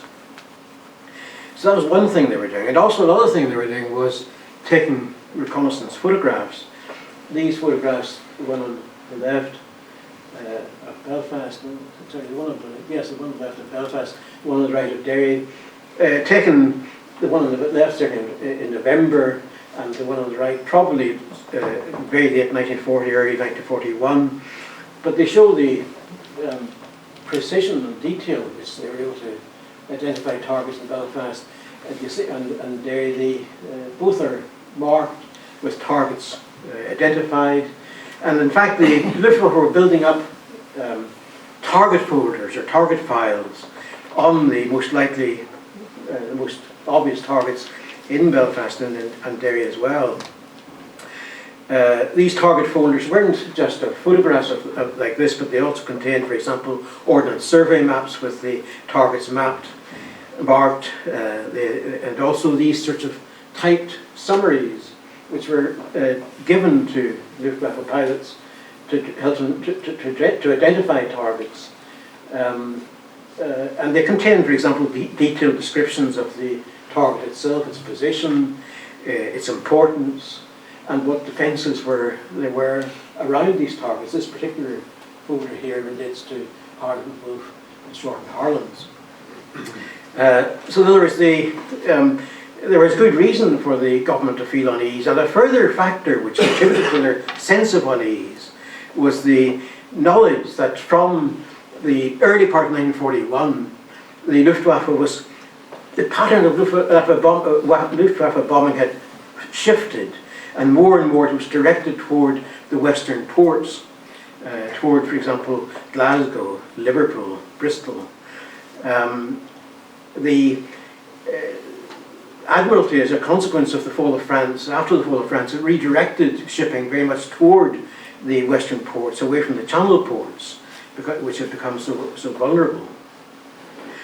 It was in the light of that sort of knowledge that J.C. Mcdermott wrote to Johnny Andrews, the Prime Minister, on the 29th of March 1941. And he said to him, wrote to him, "Up to now we have escaped attack. So had Clydeside until recently. Clydeside got its first blitz during the period of the last moon. The period of the next moon, from, say, the 7th to the 16th of April, may well bring our turn." Now that was eerily accurate. The first attack on Belfast is sometimes referred to as the Dockside Raid, or in hindsight is referred to as being the Wee Raid. Happened on the night of 7th, 8th April 1941, a Monday night. It lasted for about 3.5 hours. It started around 12 o'clock, and it was a wee raid. I mean, never more than about 8 aircraft over Belfast at any one time. But it was, in terms of the UK as a whole, a massive raid. Something like 500 aircraft attacked UK targets. It's reckoned just about every civil defence region in the UK was under red alert as a consequence of the scale of this attack. It's hard to say why the Luftwaffe attacked in such small numbers. Were these sort of strays, the main target was Clydeside, were these sort of strays by aircraft who had strayed and lost their way perhaps, and come over Belfast. The weather was very, very bad, very poor visibility in mainland Britain, so that that may have been, and certainly there's some evidence to suggest that was the case. It was people diverting to Northern Ireland or to Belfast as a consequence of the bad weather in Britain. Or alternatively, there is some evidence that the raid was genuinely a sort of a dummy run, a sort of a dry run for a greater or larger raid to come, because some of the aircraft involved in the attack on Belfast were drawn from the Pathfinder squadron, Squadron 26, and its function was to identify targets and to set them alight, which would then act as targets for the succeeding waves of aircraft, of Luftwaffe aircraft. Where they struck, the areas that were affected by the raid, Alexander Park Avenue, North Belfast, parts of North Belfast, around the Grove Park, there was damage. But the main damage was in East Belfast, the housing of, for example, St Patrick's Church, the Church of Ireland Church on the Norwich Road was hit. But it was called the Dockside Raid for a good reason. And that was because the main fires took place there, McCrew Dix and on Crew Street. The timber yards there were set ablaze and the fire spilled into neighbouring properties. All of the civilians, 12 civilians died in this attack. All of them were killed in the dock area. And the most devastating bombs fell in the dock area. About 3:30, at the very end of the raid, 2 parachute mines but 1,000-pound bombs, in other words, fell. One of them hit the Ranks flour mill, and the other one hit Harlan and Wolff. The pilot of the bomber was subsequently interviewed by Trevor Allen, who some of you may have come across, and his name was Siegfried Rothke, and he had been deputed to attack Dumbarton, but as a consequence of the bad weather, he found it impossible to identify targets there, flew over Glasgow, found the same, and noticed that the area to the west, toward Belfast, was clear, and he headed over, and it was he who delivered these two parachute mines. The most severe damage was here at the Alexander Works, known as the aircraft department at Harlan and Wolff, because it made fuselages for the Sterling aircraft, and you can see it was absolutely devastated. The external view and the internal view showing the crater which was resulted from the parachute mine. 4.5 acre site absolutely destroyed. It was always likely that the Luftwaffe would return. There were several reasons that gave rise to that presumption. One was that Lord Hoho, the redoubtable Lord Hoho, spoke of Easter eggs for Belfast in various broadcasts in the weeks or days after the 17th April attack. At the same time also the Luftwaffe were continuing to attack the western ports, places like Bristol, Liverpool, and also the squadron that manned the barrage balloons recorded that on the nights of 10th, 11th, 12th, 13th April, they had spotted Luftwaffe aircraft over Belfast, and they recorded that in the record book. Some precautions were taken before the Luftwaffe arrived for their second raid. Searchlights were moved into Belfast, 10th of April, and also a smoke screen was put up, again about the same sort of date. The idea was these were sort of stoves which were used to light or to burn rags which were soaked in petroleum, and they gave off this very dense, dark, noxious smoke. And this was located over the docks area, the sort of square mile of the docks. The idea, of course, being that they would conceal the docks. Whenever people think of the Belfast Blitz, they think of the Easter Tuesday attack. It was a Tuesday night, public holiday, Easter Tuesday. 330 aircraft, Luftwaffe aircraft, were dispatched. 180 of them attacked Belfast, and they did so over a period of about 4 hours. They dropped about 200 tons of high explosives. They dropped about 30,000 incendiary bombs and about 300 flares. That's the thing which many people could remember most vividly at the very outset of the raid. These flares falling, magnesium flares, which people describe as having lit up the skies almost as if it was noon.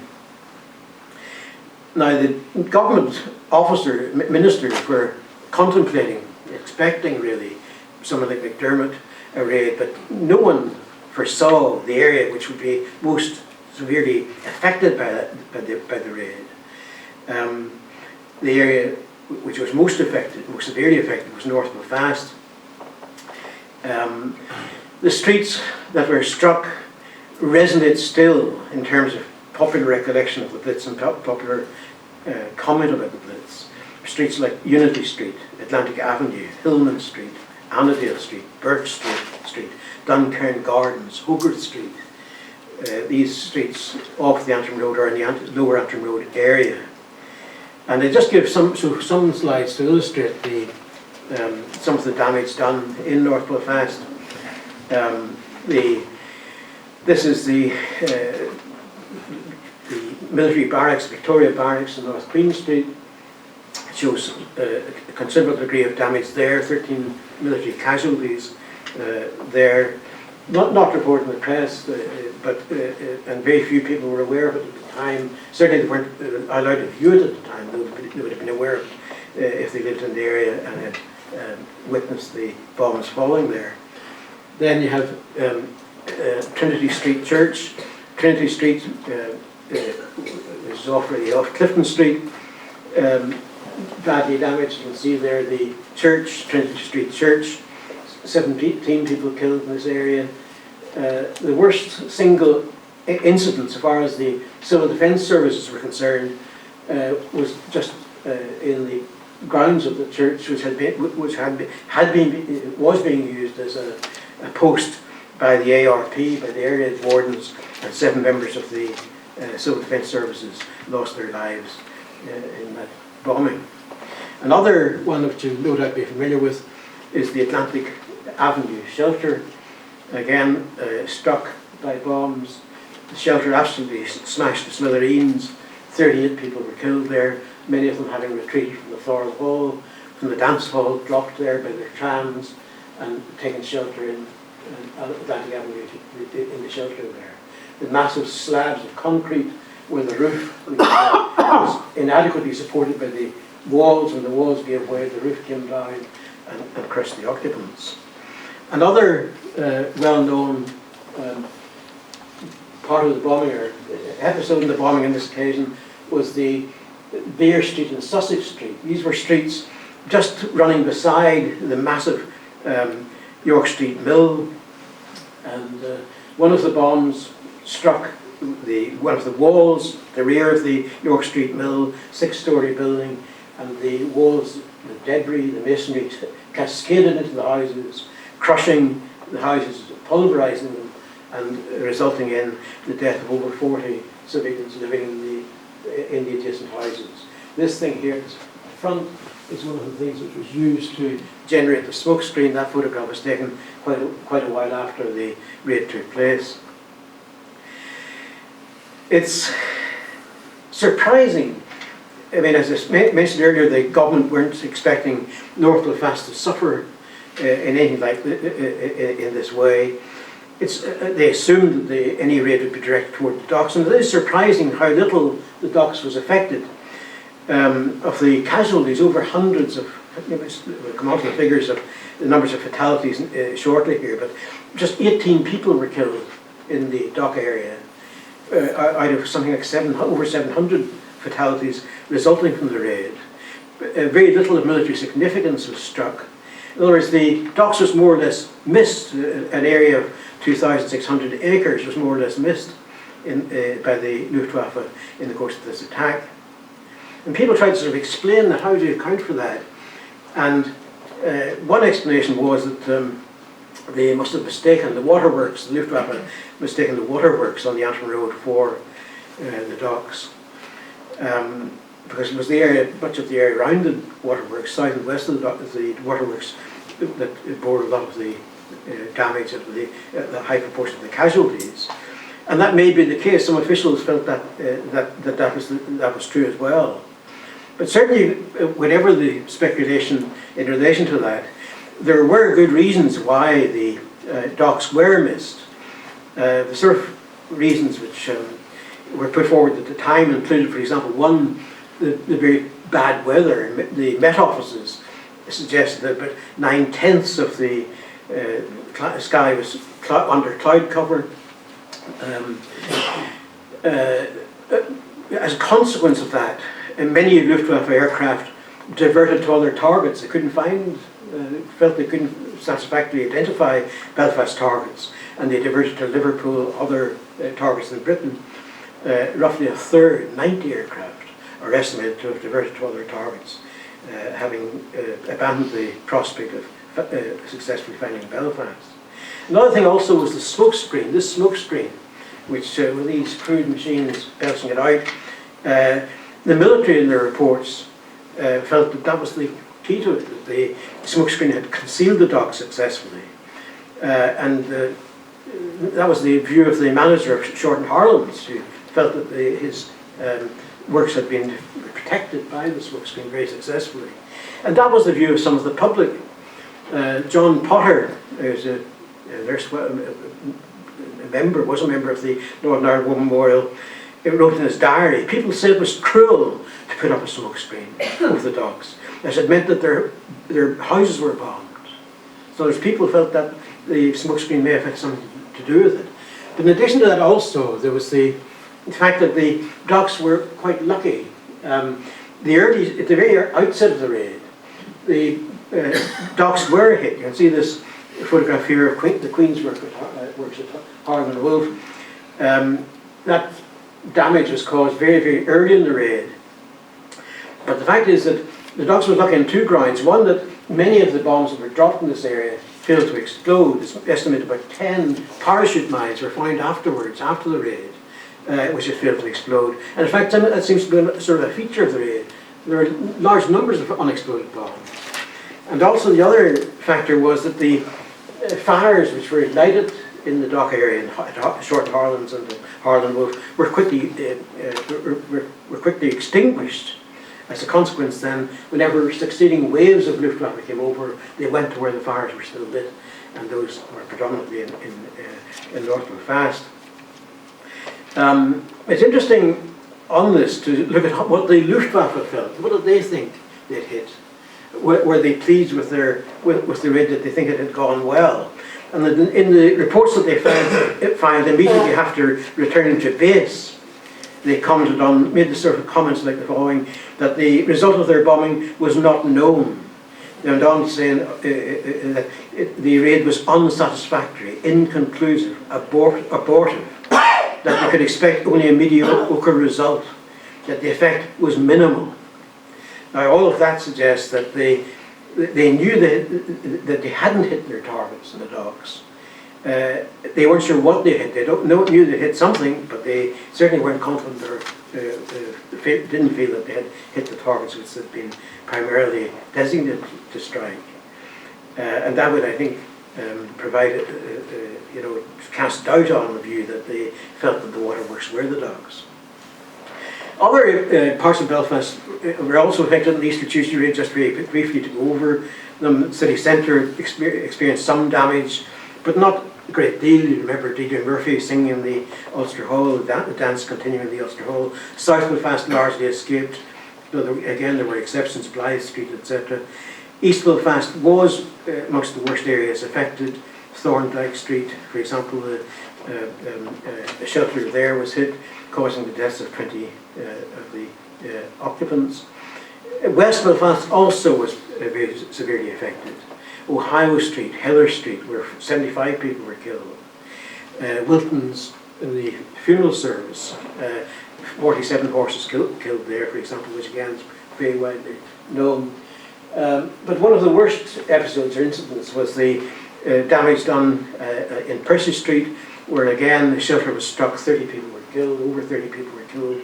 And you have the visit by the Duke and Duchess of Gloucester to try and raise morale on the 21st of April, but a week afterwards. And you see on the right hand side, Percy Street having been cleared. And it just gives you a sort of sense of the scale of the devastation that the bombing had caused there.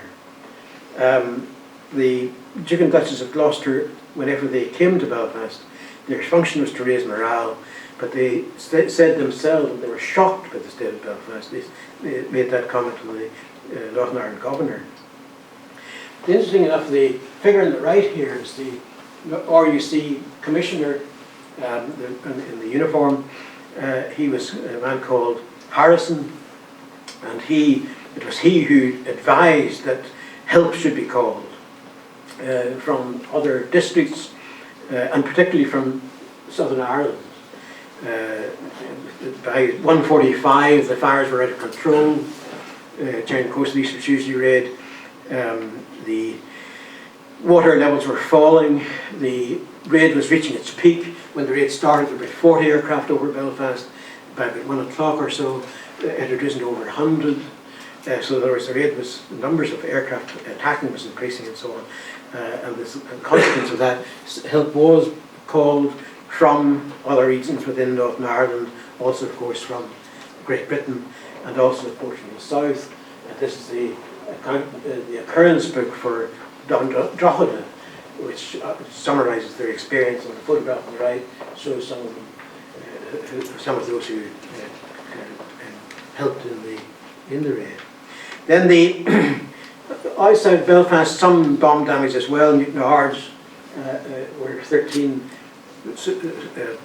soldiers were killed, and here you can see on the left-hand side, Messing Park and Derry, where 14 people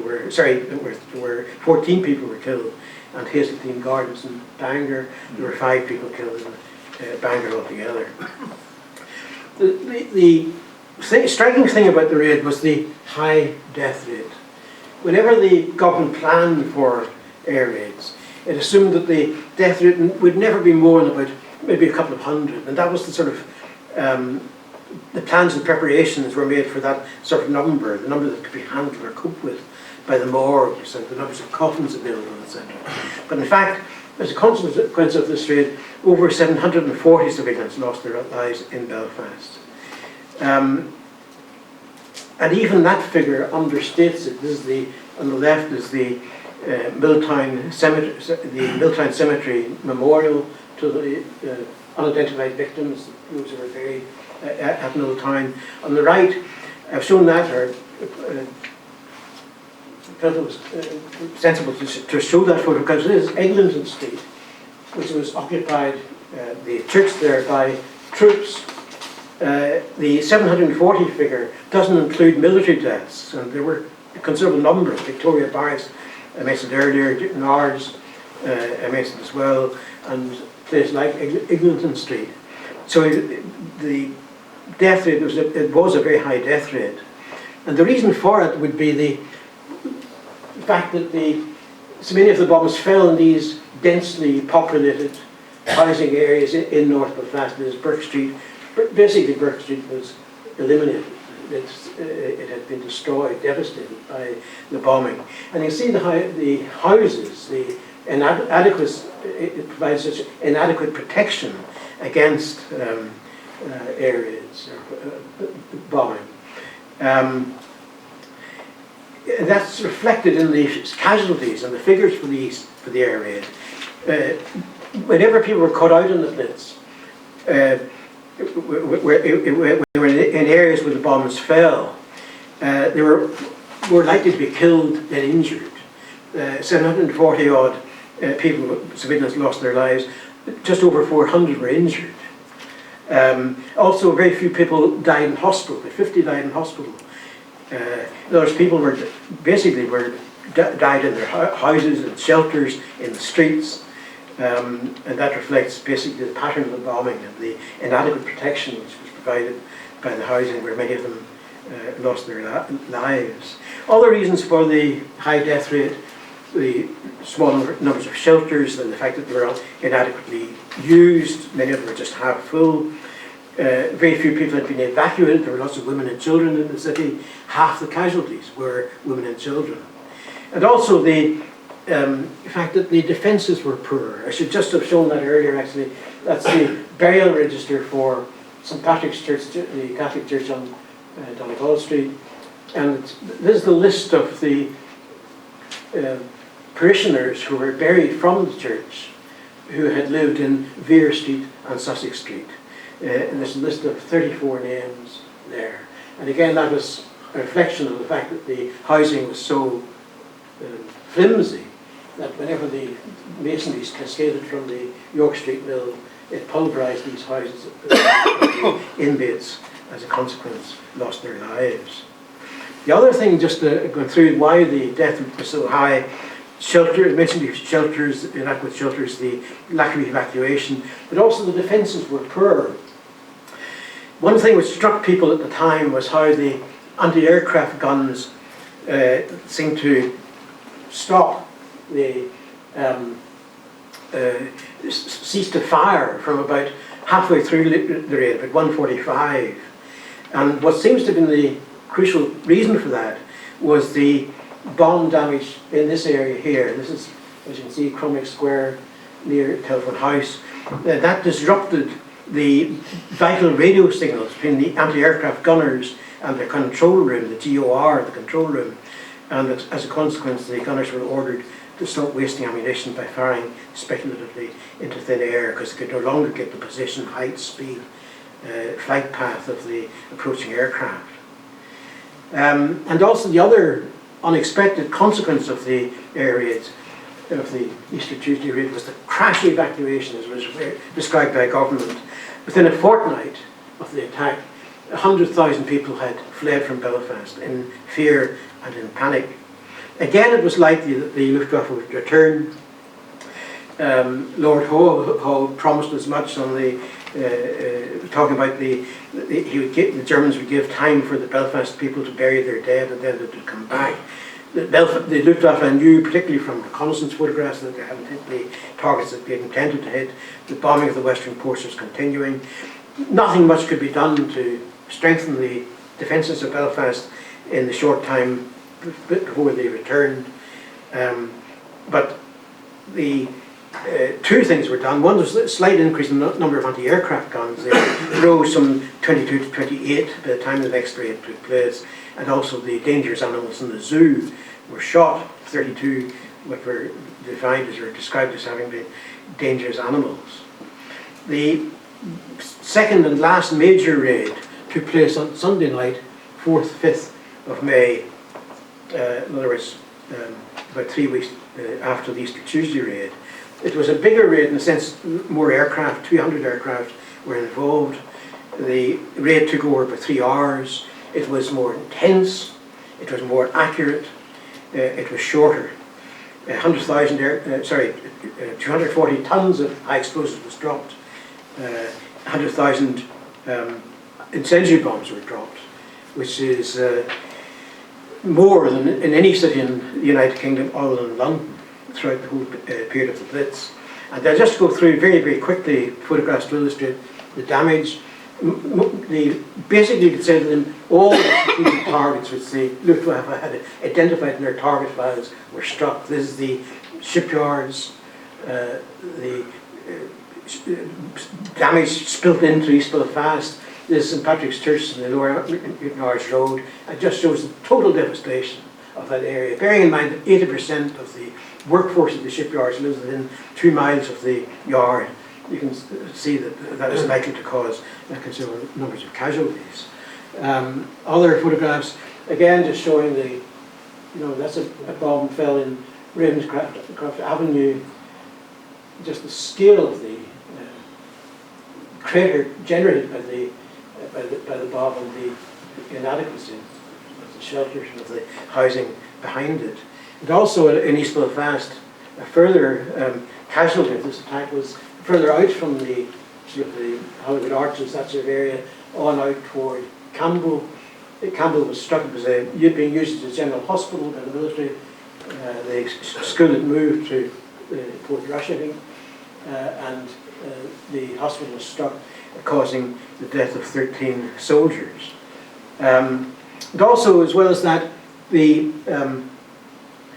city centre was badly affected on this occasion, so much so that the military reports afterwards suggested that the city centre must have been a target for the air raids, for the Luftwaffe.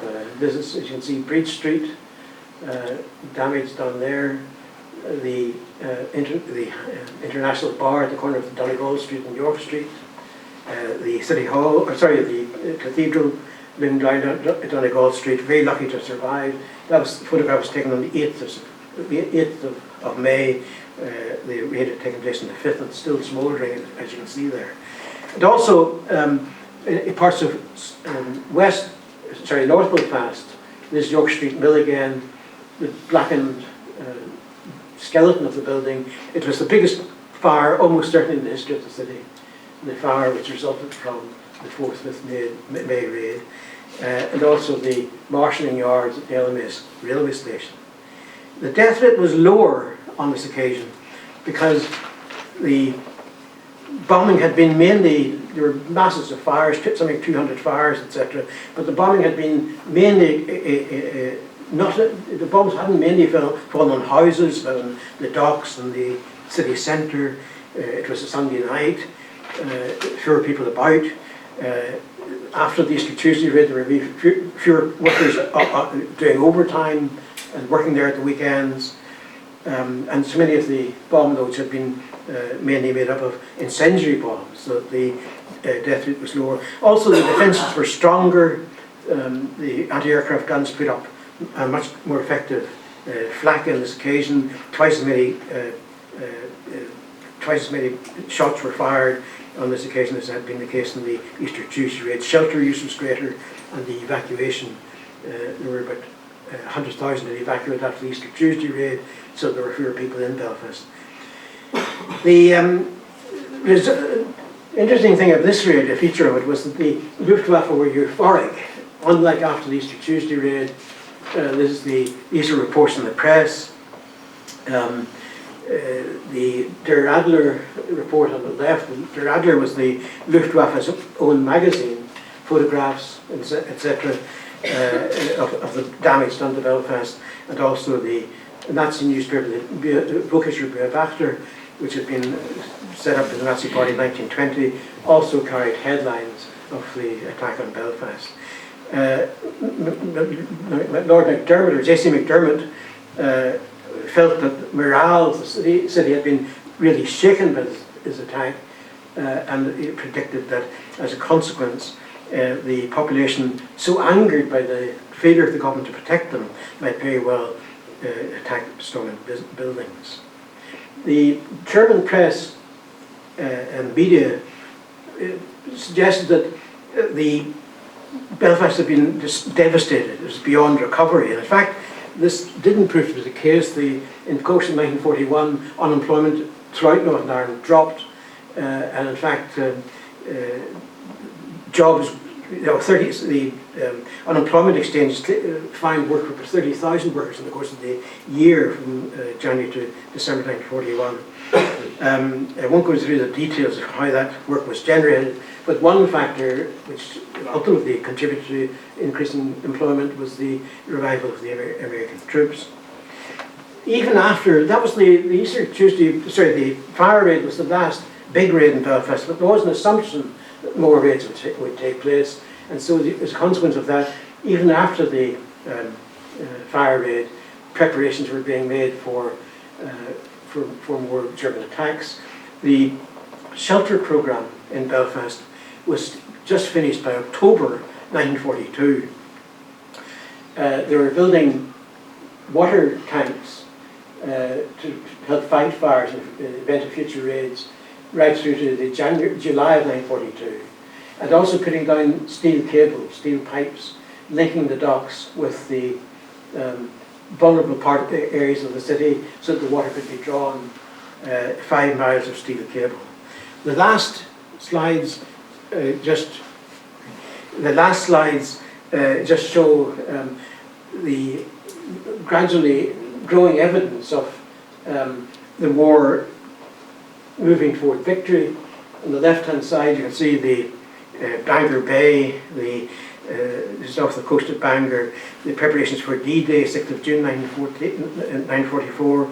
30,000 sailors were aboard the various craft, ships in the Bay area. On the right-hand side, you can see the Halley, the U-boats being coming alongside the quay as they surrendered. The actual end of the Battle of the Atlantic, the formal ending of the U-boat campaign, was celebrated at the Halley on the 14th of May. And also the celebrations for VE Day, 8th May 1945, biggest numbers at the front of the City Hall since Covenant Day in 1912, but also a more sombre mood on that same day in St. Anne's Cathedral. You could bear in mind that the context here was the war in Japan was still continuing as it did through to September 1945. No doubt the soldiers are reflecting on the loss of the military dead and perhaps also Blitz dead. There was a mood of euphoria, as you can see from the previous photograph, but also there were worries that with the return of peace, that the depression would return to Belfast as well, unemployment levels rising from 1943 in Northern Ireland. Finally, I just want to make one or two comments. as far as the impact of the raids were concerned, Belfast had far fewer raids than many of the major cities in Great Britain. Liverpool had 74 raids, Glasgow had 11, Belfast had, you could say 4, 2 of them, but 2 of them were major raids. And as a consequence of that, Belfast is, if you drew up a table of cities which were hit in the Blitz, compiled by the weight of bombs dropped, Belfast comes about 12th in that table. In total, 960 civilians lost their lives. In addition to that, something like 90 military personnel lost their lives, so the total death rate was well over 1,000. Over half the houses in Belfast were damaged or destroyed, over half the public elementary schools, over 60 places of worship, 50,000 were made homeless. As a consequence of the raids, 220,000 people evacuated from the city. This is the memorial at the city cemetery marking the spot of where the unidentified victims of the raids were buried. 154 are buried in the city cemetery.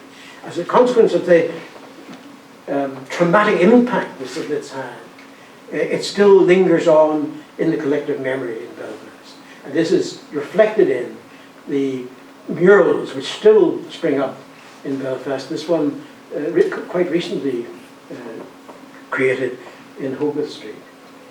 One area warden, Jimmy Doherty, who's written the best first-hand account of the Blitz, said of the Blitz in his book Post 381 that it was the most disastrous event in the history of the city. It'd be very hard to disagree with that verdict. Thanks for listening. Thank you.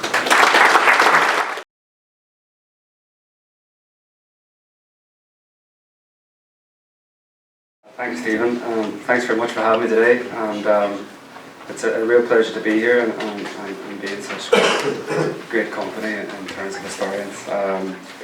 I'm here today to talk about Lough Foyle and the Battle of the Atlantic. It's going to be very much a crash course on the significance of Lough Foyle during the Battle of the Atlantic, but most importantly because in the Tower Museum where I work as part of the Derry City and Strabane District Council Museum Service, we have a very significant Second World War collection, particularly in relation to the U-boats, and so part of this presentation is really to explain why we have that as part of our custodianship. So just to start, it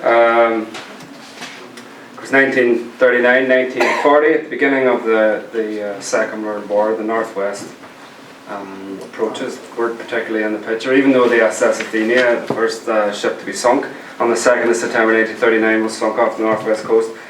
It very much wasn't in the German Navy's area of interest, in particular at the very beginning. And the German Navy itself, under Admiral Raeder, was more interested in fleets and battleships to combat the Royal Navy as opposed to submarines, even though the submarines were quite effective around Ireland and Great Britain in the First World War. It was very much not the priority for the German Navy, but this quickly changed. The main type of U-boat Type 7 started the war. There was only 57 of them, and between refueling and refitting them and fixing them up and having only 14 torpedoes each, wouldn't have thought they would have been very effective, but by the end of 1939 they'd sank over 220 ships, and so things quickly changed in terms of how effective the U-boat became, and it became more of a numbers game more than anything. At the beginning the U-boats didn't have particularly good technology. They had acoustic torpedoes, but a lot of these torpedoes were duds. They weren't working, weren't figured out properly, and this quickly changed. And so coming into 1940, the U-boats began to become a very real threat, particularly as the Royal Navy moved very quickly to bottle up the German Navy at the beginning of the war, and the German Navy lost its effectiveness in many ways. And so this starts the story for Derry in the northwest, and you can see here in the map, this is the beginning of the war, and you just have Europe there in blue, but France, of course, was not invaded until 1940, so most of the convoys that came towards Britain to support it in the war came through this southwestern approach underneath Ireland.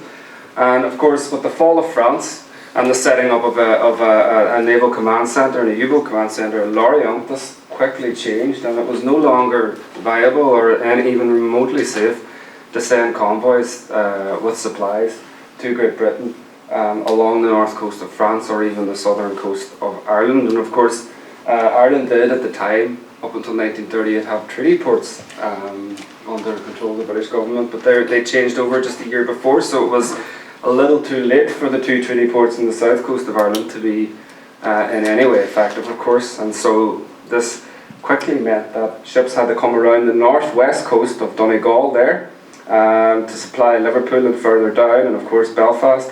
And this meant that the Navy in particular had to have a base as close as possible to protect convoys coming in on the northwest coast, and the most obvious choice was Lough Foyle.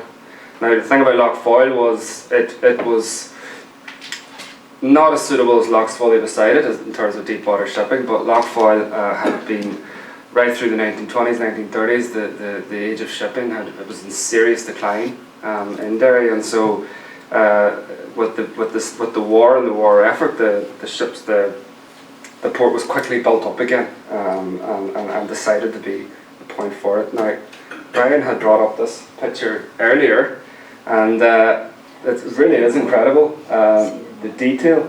The date is at the top. It's the 31st of December 1941, and it's an aerial reconnaissance photo of the city. But preparations to turn into a naval war base, began in 1940. There was naval docks built around Pennyburn there.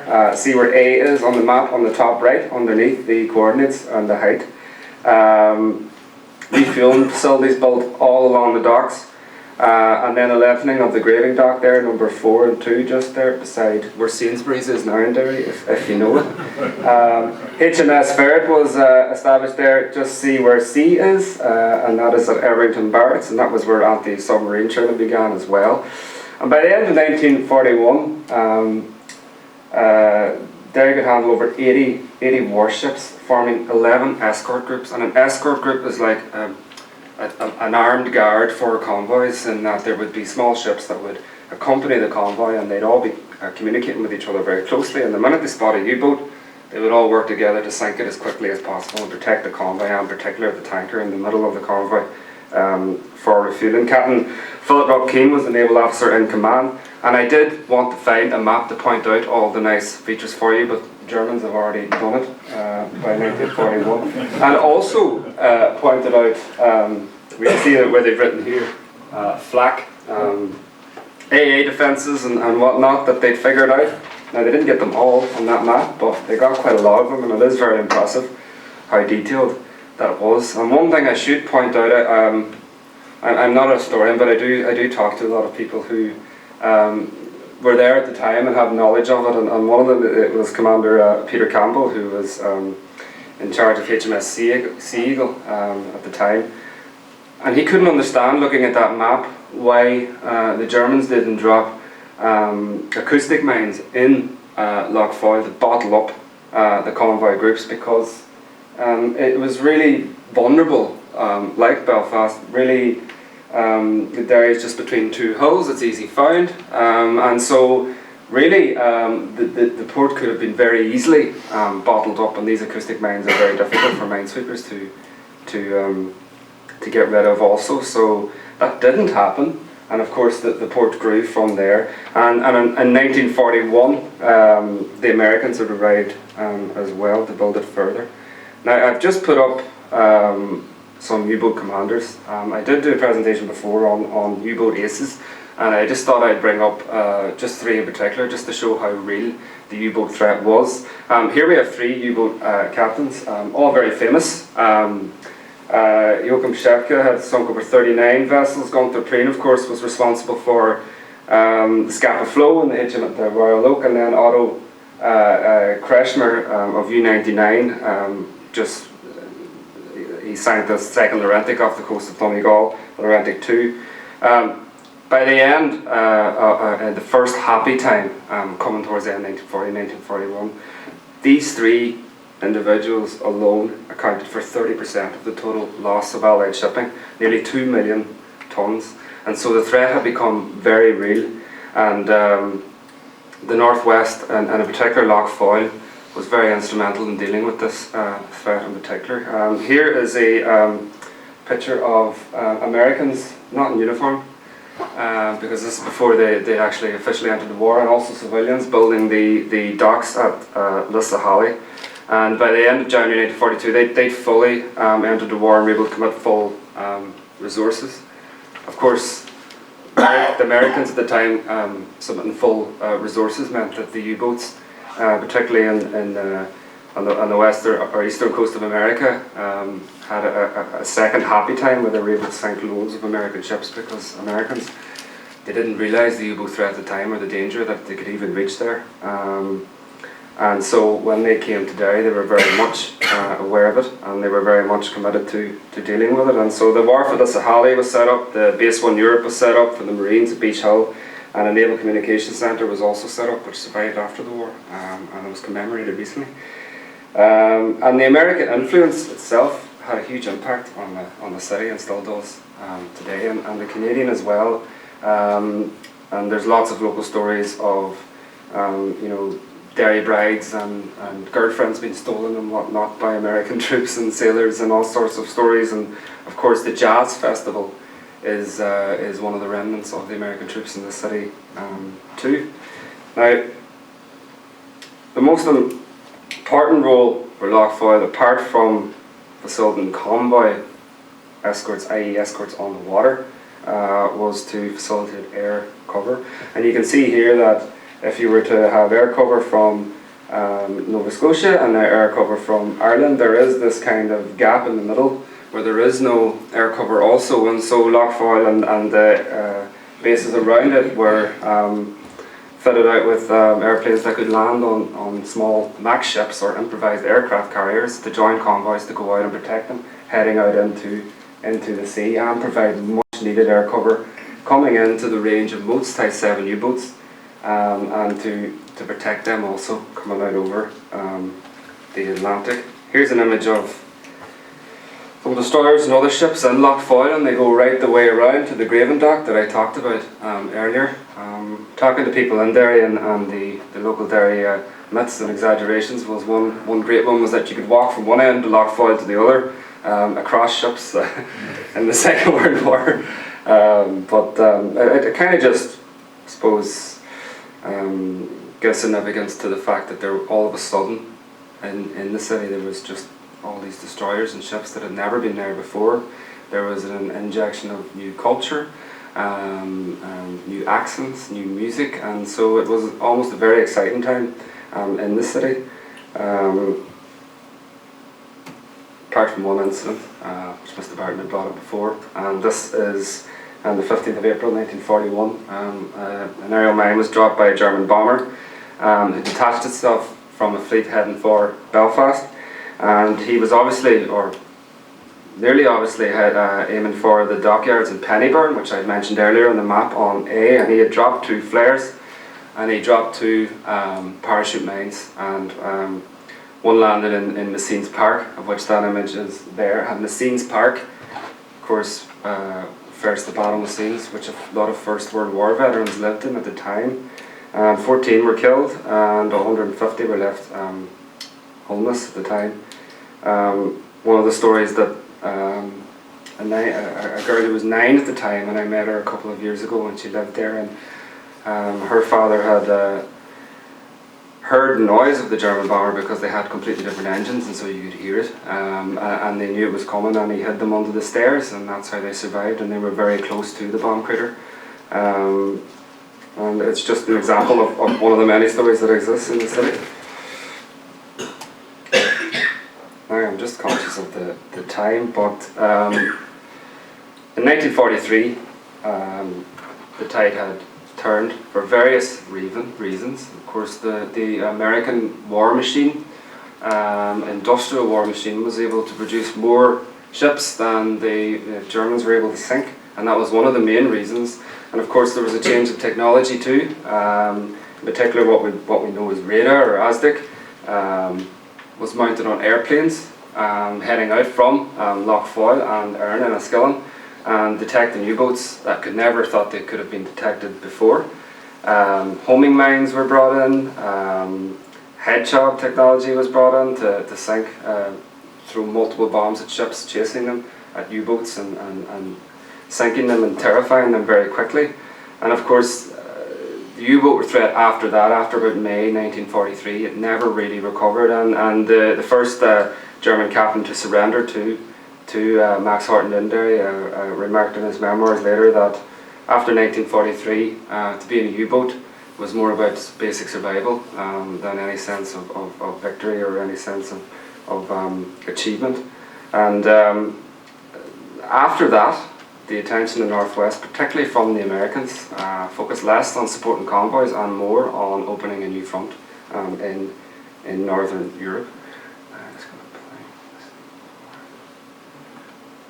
I'm sure a lot of you have seen this footage, courtesy of Fathy, but 14th of May 1945,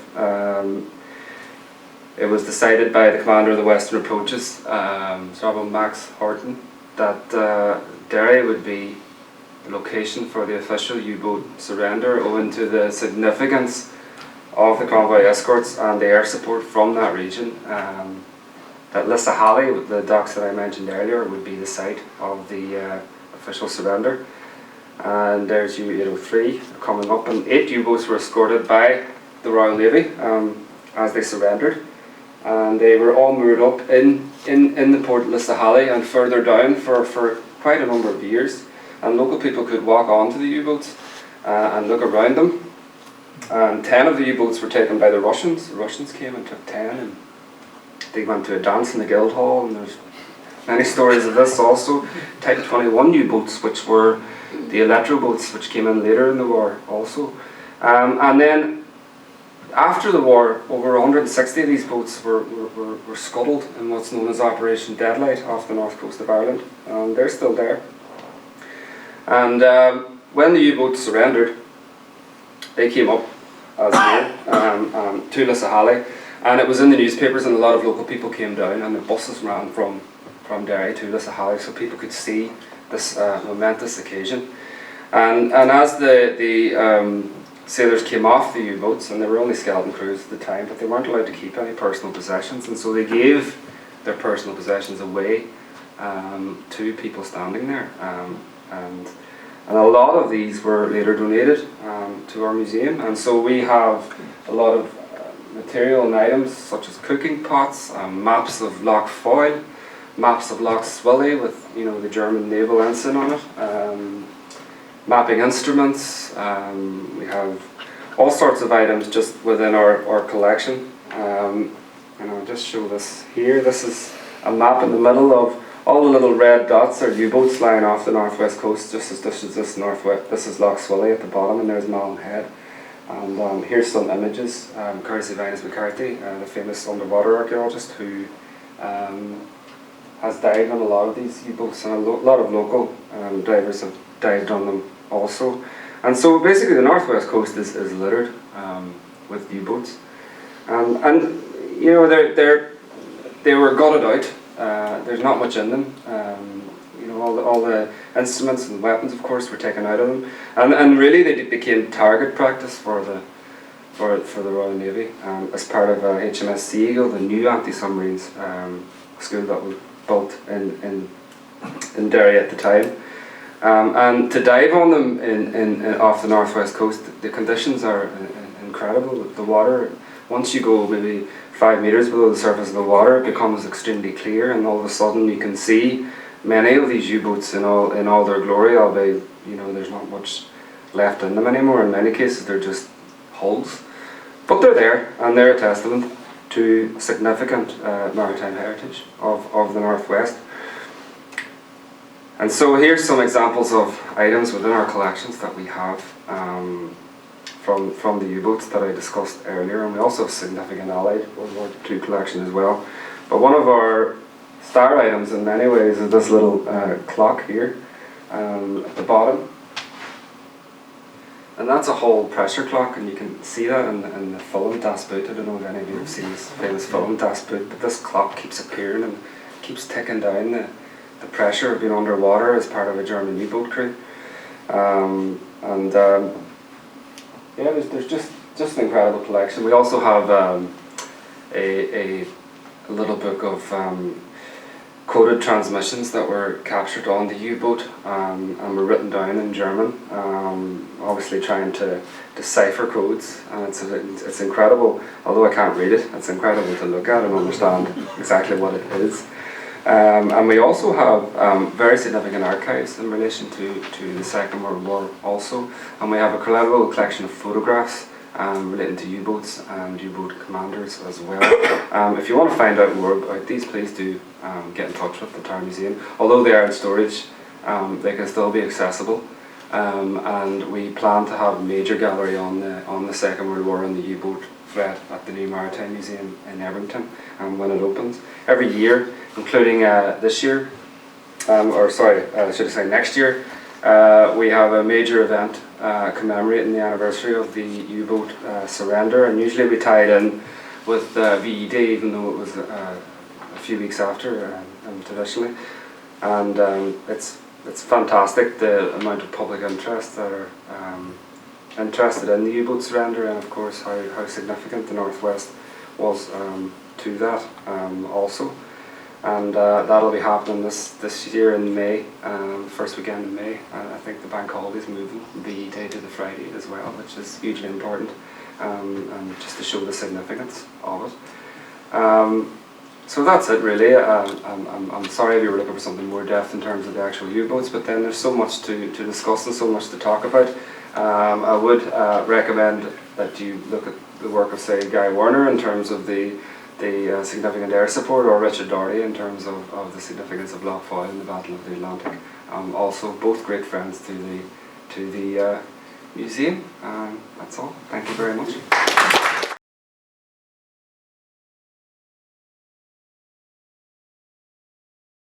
Special thanks to Stephen, because Stephen's been helping me get hold of archives from PRONI relating to Ballykinler, and they've been scanned. And we've got a lot of museums to thank actually, and archives. And I know I'm in the middle of a museum section, which is great. You know, we've been on visits to the Curragh camp, we've been to Kilmainham Jail, Cavan County Museum have helped us, Roach House in Kilkenny, Galway Museum, and the Royal Ulster Rifles, and especially the War Memorial Museum in Belfast have helped us a lot. So we've got a lot of thanks, including our funders, of course, who are Newry, Mourne and Down District Council, of which the museum is a part, and the European Union. And I hope this isn't my last peace money, but it's definitely a peace project. And the idea is that we're looking at all the diverse communities, or the diverse people who've actually inhabited the huts from between about 1914 and 1950. So we drew a line at 1950. You could go beyond. You know, there were Hungarian refugees, I think, in 1957. But we're drawing the line, and we're drawing on a great bit of work by Philip Orr that we did in our Peace 3 phase, maybe about 6 or 7 years ago.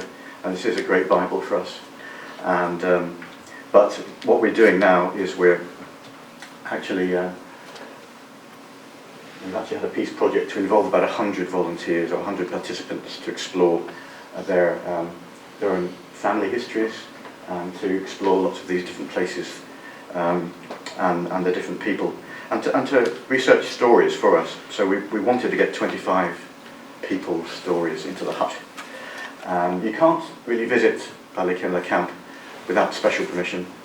Tony Caniford, the commandant, is brilliant at giving tours, and if you ask nicely, he would take you around. And he's given us some great tours, particularly the First World War trenches, and he's taken us a bus tour around Abercorn Barracks, of course, which is the village, you might say, that's replaced the huts that used to stand there. So we had a great launch back in September, and Heather Montgomery helped us out with a talk about her excavations of the First World War huts.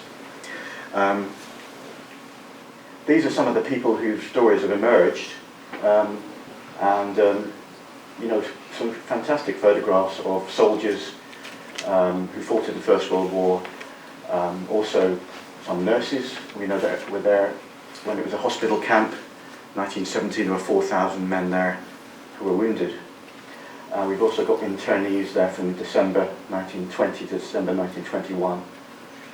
Some GIs and also soldiers, who were there at the end of the war. So we've had some great visits. We've done a lot of publicity and people have come to us. We've gone out looking and visiting museums. A lot of individuals have come to us, which is brilliant. And this is something we're able to give people. I did have a pile of these on the back. I think they might have all gone already. But we've got lots of these at the museum if you'd like one.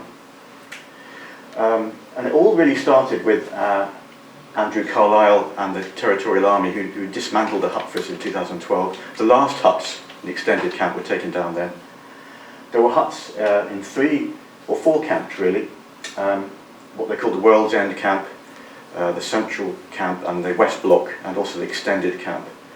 And the ones in the extended camp survived until quite recently. They lasted almost 100 years. And they were off the ground, so they didn't rot, but they were very much adapted. They'd been changed, like your notorious broom that just had the handle and the brush changed a dozen times. So they weren't really original. There was lots of lino, there was a liberal dose of asbestos here and there. So, the actual hut that we're going to build in the courtyard of the museum is a new build, but it's going to include some original features that we could rescue that were safe to include. So, it's going to be something that includes lots of storage. That's the sort of the innards of it, with the timber frame, the paneling on the outside, and then the corrugated iron was on the outside. These are some of the things that were found in the sand underneath. So when Andrew and the Territorial Army were just digging away underneath, they found all these things that had been kicked underneath the huts into the sand, and they were just sitting there. And so we've got a century of material culture that has just appeared. Hundreds of artefacts, really. That's toothpaste. These seem to be from the rifle range. So the camp was very, it became very popular for training because of the rifle range from about 1900. And there were articles in the newspapers about new ranges being laid out. These are some of the things. We've got an RAF plate.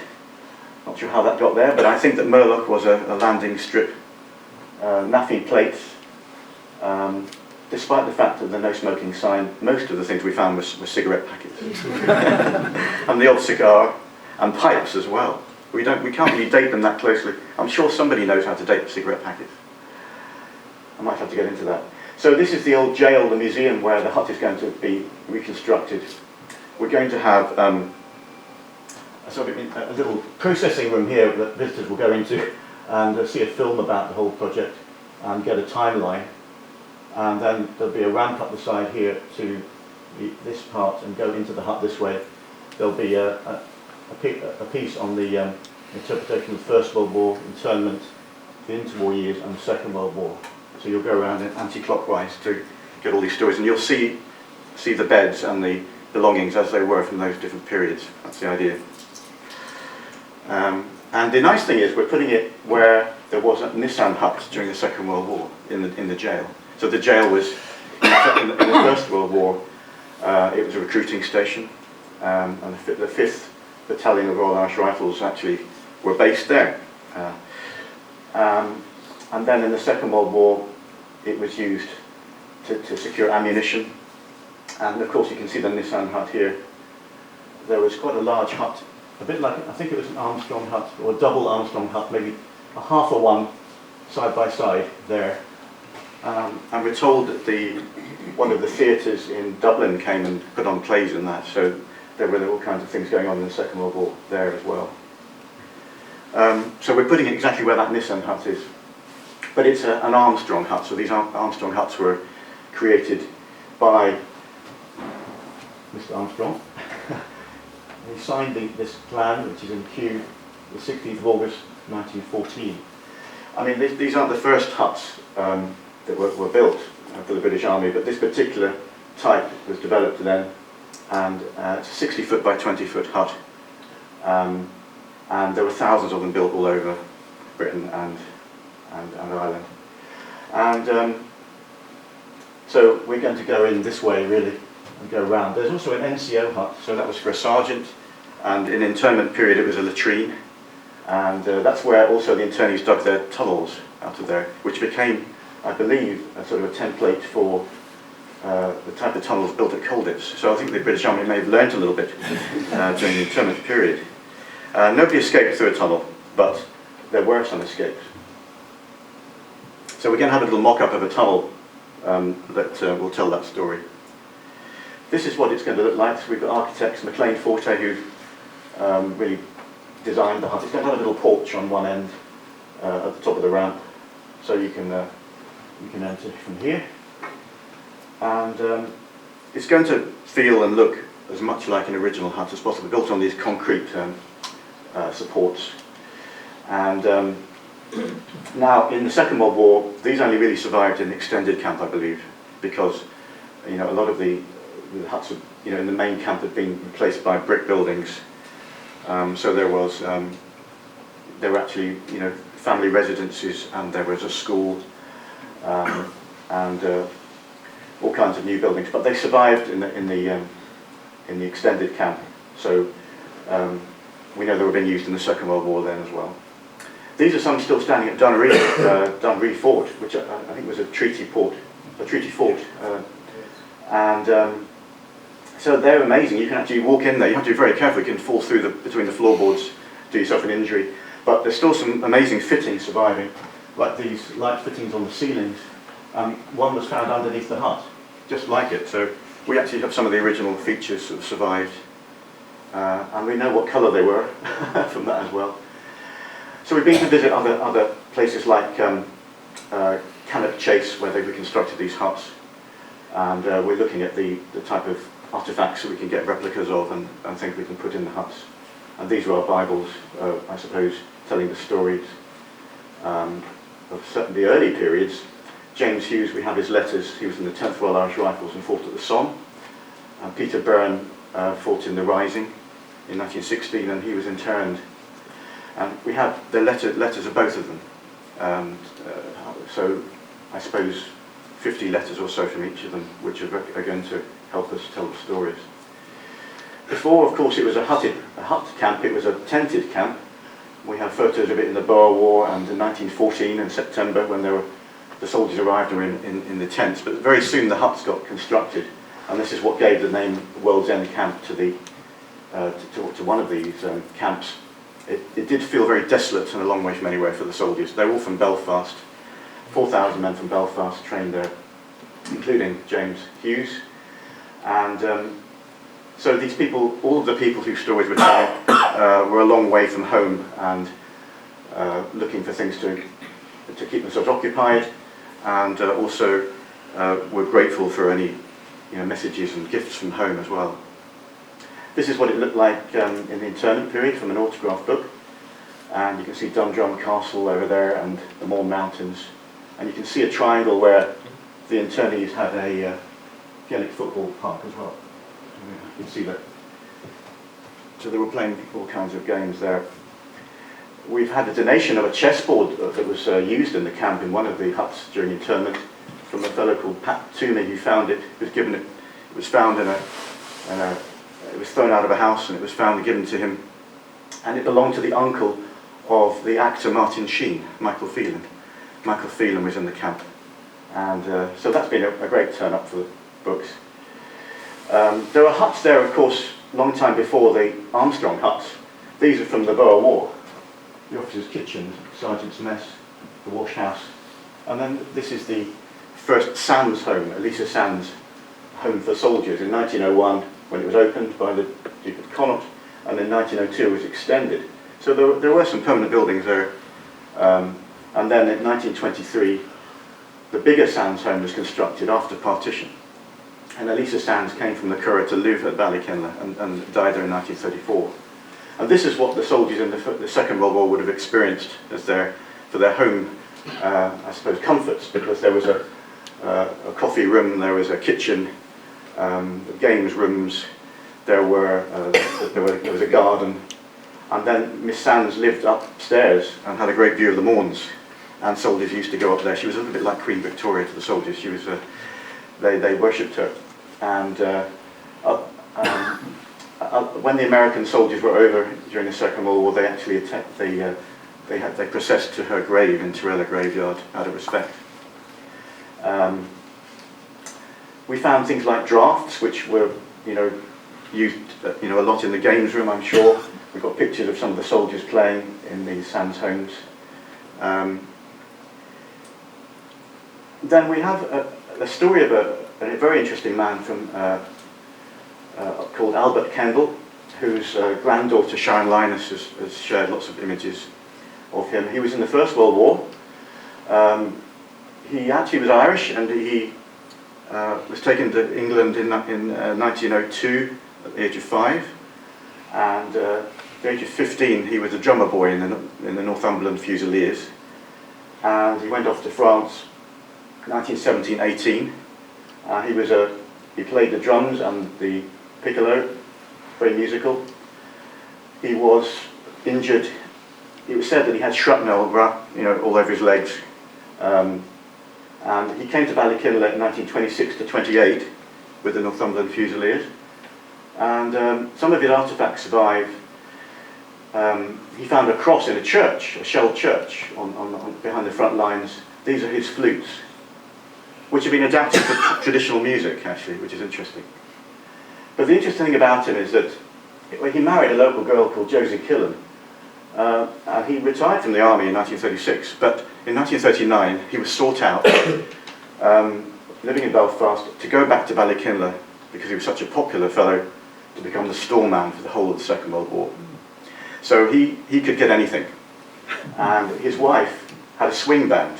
She lived in Clough, Josie Killen. She had a swing band, and she had a piano, and they used to have great musical nights. And they used to entertain American and British top brass.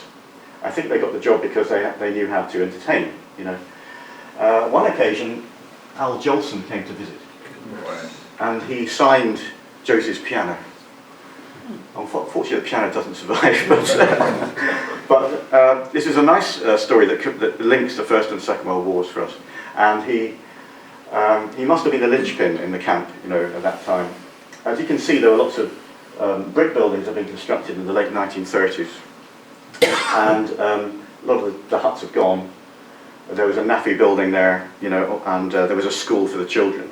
This is actually a bit behind, after the war, and this young lady there actually was a little girl during the Second World War, and Michelle, she remembered when the air raids happened, being accompanied by the ATS to the First World War practice trenches to shelter. So they were using the First World War trenches to get out of the camp in case it was bombed. So that's a great story, and it's Michelle's daughter Sharon who's talking to Michelle at the moment, who's very elderly now, and getting all this information. Eventually, I think Albert, who's there, on the left there, he retired in 1954 and went to live in Clough. But he had a long career. So when World War II breaks out, there are all kinds of things happening. The Northampton Regiment has to leave and has to join the British Expeditionary Force, and unfortunately all their pets have to be put down, because the families have to leave very suddenly, so it's not a very nice time. This is thanks to the War Memorial Museum, because this is a nice story of what was going on. Some of the battalions of the newly formed Home Guard were coming to Ballykinler to train, and this is a nice photo of them there. So they were training on the rifle range with all kinds of weapons. They were even being told how to make Molotov cocktails if they needed to. And some of this document then records their stand down in January 1945. But they were there, in the early years training. Of course, then we know that in 1942, various GIs came, the 1st Armoured Division. They came from New York, 17,000 men, the old Ironsides, and they were based at Ballykinler for the summer of 1942, and then went off to North Africa to fight in Operation Torch. and fought their way through North Africa and then Italy. And this is Horace Caratelli on the right, photo on the left, that's Horace Caratelli. And this is him at the Tower of Pisa. So there he is peeling potatoes in Ballykillah camp, and there he is on the Tower of Pisa, which somehow miraculously survived the war. And there he is on the right, aged 100 today. So isn't that's fantastic. We're trying to talk to him. I was actually in New York in June. I had no idea. I only discovered that recently. So I wish I'd known when I went. And this is a lovely story as well, which again is courtesy of an artefact that was found in 1996 in the camp, a dog tag of William Wolfe, whose parents were Irish and had emigrated to Chicago in the early 1900s. And he then joined the army. He was born in 1919, he joined the army and went off to Iceland first with the 5th US Infantry, so the Red Devils.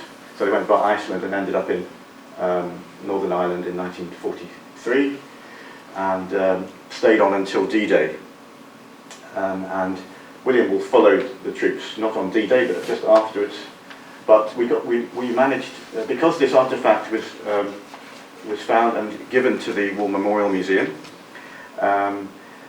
we were able to join forces and put it on the internet to see if we could find their relatives, and 5 children emerged, mainly from Illinois, and gave us all kinds of things, including letters.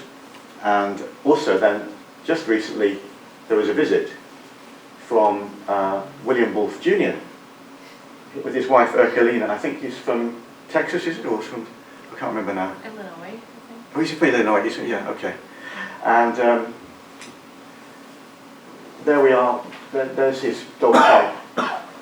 And first of all, we were looking for him in Chicago, and I think his house doesn't survive anymore, but you know, it's amazing how quickly you can get to be. I think within a week on social media we were able to get hold of his family, and we know from his letters that have come through that on one occasion he made a trip with another Irishman called Malone to Downpatrick to find St Patrick's grave. And so this isn't a photo of him, unfortunately, but we know that it was a regular pilgrimage of some of the soldiers to go to St Patrick's grave. These are some of the things from that Second World War that survive. There's a Naffy fork. These Norwalk razor blades are from New Jersey. There's actually a factory recorded there in New Jersey. There's toothpaste here. Some of it's called Colinos, which is quite popular, and toothpaste. I'm not sure what date this is.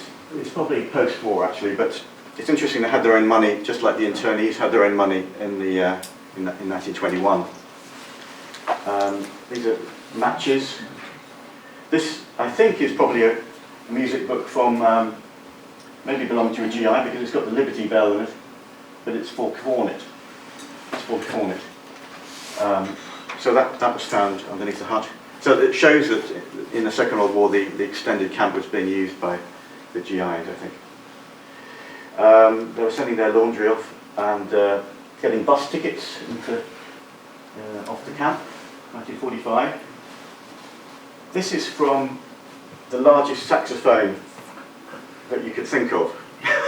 It's a reed from, I forget what it was called, is it a tenor or a... Anyway, it's an enormous saxophone, so we're not quite sure whether that was a GI or... But somebody was playing a saxophone. And maybe it got left behind, I think, before D-Day. I wouldn't say it was taken there, but who knows. There's a torch, Brill cream bottle, the old mugs, ink, the pen knives. These are rings from blackout curtains. We actually have a blackout curtain as well, but it's really in a bad way. Now this is a bit of a mystery because a lady called, oh gosh, name's gone. It'll come back to me. Barbara Dixon gave us these photographs and said her aunt, Nora Sexton, had taught these children from Malta during the Second World War at Ballykillah camp. And I've talked to a lot of people about this, and they all say, not possible, They're probably Gibraltarians. There's no record of any Maltese people being evacuated. But Valletta was very heavily bombed. But I've looked through all the photographs I could find of the Gibraltarians, and they're at Cloch, they're at Carga, they're at Crossgar, I think. And there are complete families, so there are men included, and there are also grandparents, there's whole families. These people don't look anything like them. There are no people in both photographs, and there are no men in these. So, and I've had Malta at Moor Museum say they don't want to put out anything in Malta because they might be embarrassed if they're not Maltese. I've had journalists say the same. They won't put them out there to kind of see if anybody recognises them, you see. Because there's no records anyway. No historians will corroborate this story. But what I think might be the case is that these are maybe families of soldiers who maybe had served in Malta or were still serving in Malta. Maybe they were still in Malta. And I think some of them might have been mixed marriages. There are Irish or possibly British-looking mothers. There are Maltese mothers. And I think we can date them because I couldn't figure out what date they might be, but if you look carefully you can see that some of these young lads here, they have the GI's caps, soft caps on. And they would have been there 1942 to 1944 in various battalions. So I think that dates it to those, sometime during those years. But I'm still looking for answers about these people. But I think maybe the reason they're at Ballykinler camp and not at the other camps is because it's a military camp and then they belong to military families. So that's just my working theory at the moment. But I'd be grateful for any help on that. As you can see, there are Nissan huts there as well as the Armstrong huts, But they're very characterful pictures, and we'd love to find out who these people are, because some of them may still be alive. So there we are. And they were being taught there. There was a school. We know that because Michelle went to the school. And there we are. They've got the same hats. These guys here.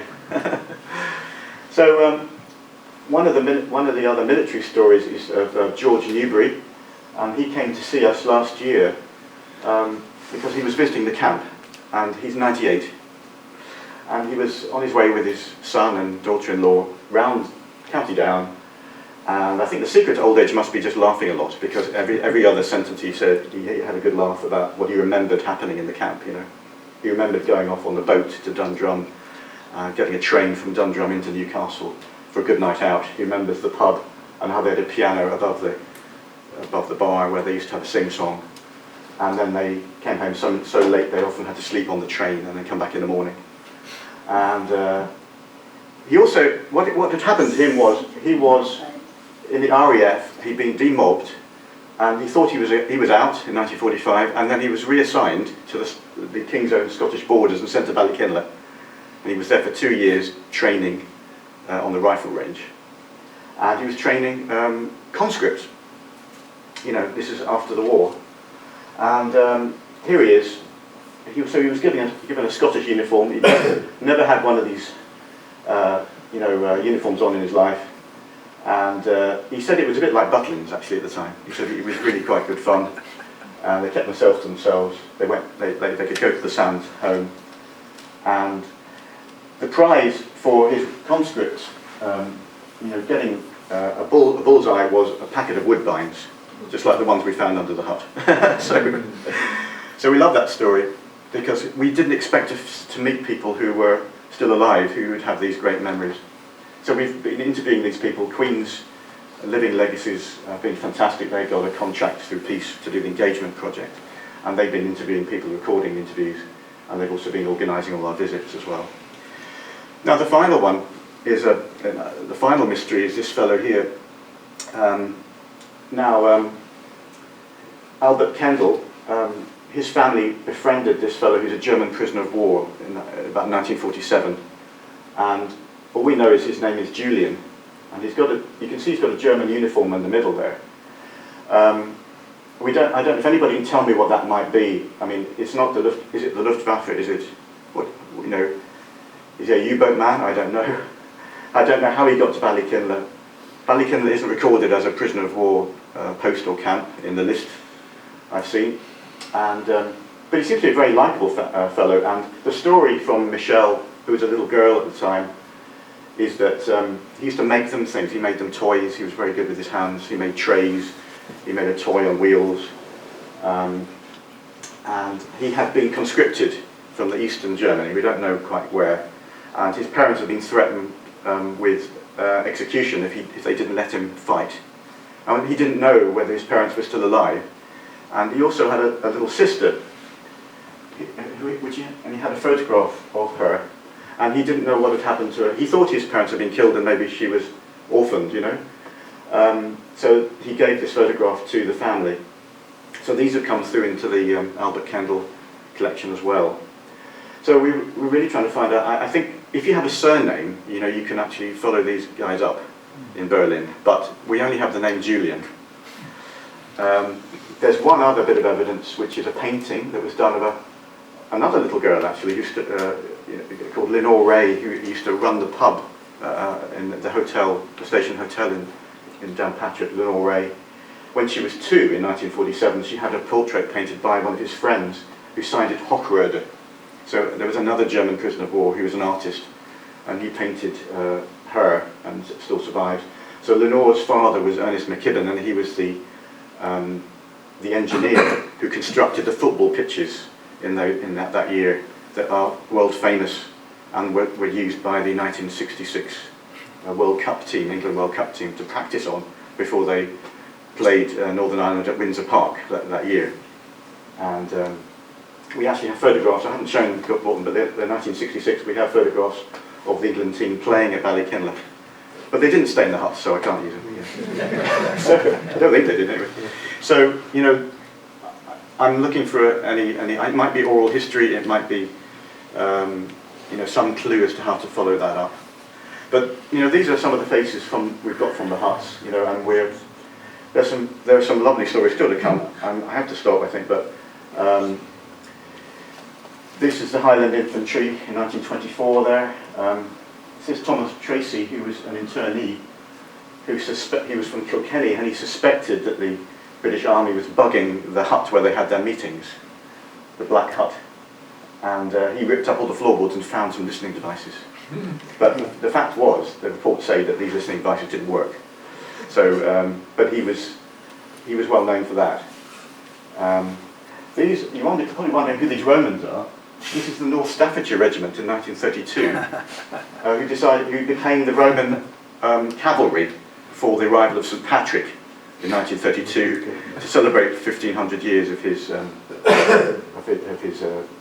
first arrival. I don't think Patrick brought Roman cavalry with him, but there you are. So yes, I'd just like to invite you to come and see it. It's going to get built. I've got a lot of mileage out of this over the years because it's taken a long time to get going, and it hasn't been built. It will be built in the next few months, and I'm hoping it'll be fitted out in the new year, you know, to be authentic, and then maybe it will be open in April. So procuring these things, it's a unique thing to procure, so it's kind of had all kinds of ups and downs, and we want to get it right. So it's been very interesting getting all these stories. Every day is, you know, very exciting because you don't know who's going to contact you, and it is very much oral history. I'm grateful to Stuart Hudson, also, who was a commander of the camp, who wrote a book about the camp in 2001, which I managed to locate, which has a great history of Ballykinler, which has been great to complement this.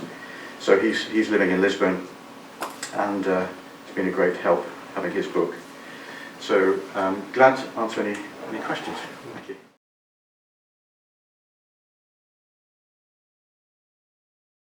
Invite me to speak today.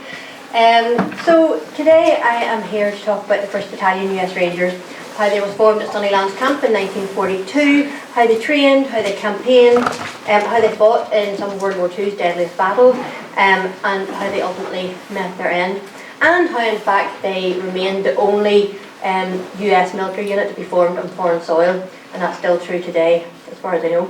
Now, I am not going to be going into detail on their particular campaigns, partly because I don't have time, and partly because I am not a military historian, and I don't have expertise in that area. And being based at Carrickfergus Museum, I have to be a jack of all trades. So today I want to focus on something else. I want to focus on the collection, what we hold and how we use it to tell the story to a wider audience. So 2017 saw the 75th anniversary of the establishment of the 1st Battalion US Rangers, and so that provided the ideal opportunity then to do a refurbishment of the museum. And it was really a complete overhaul that was needed.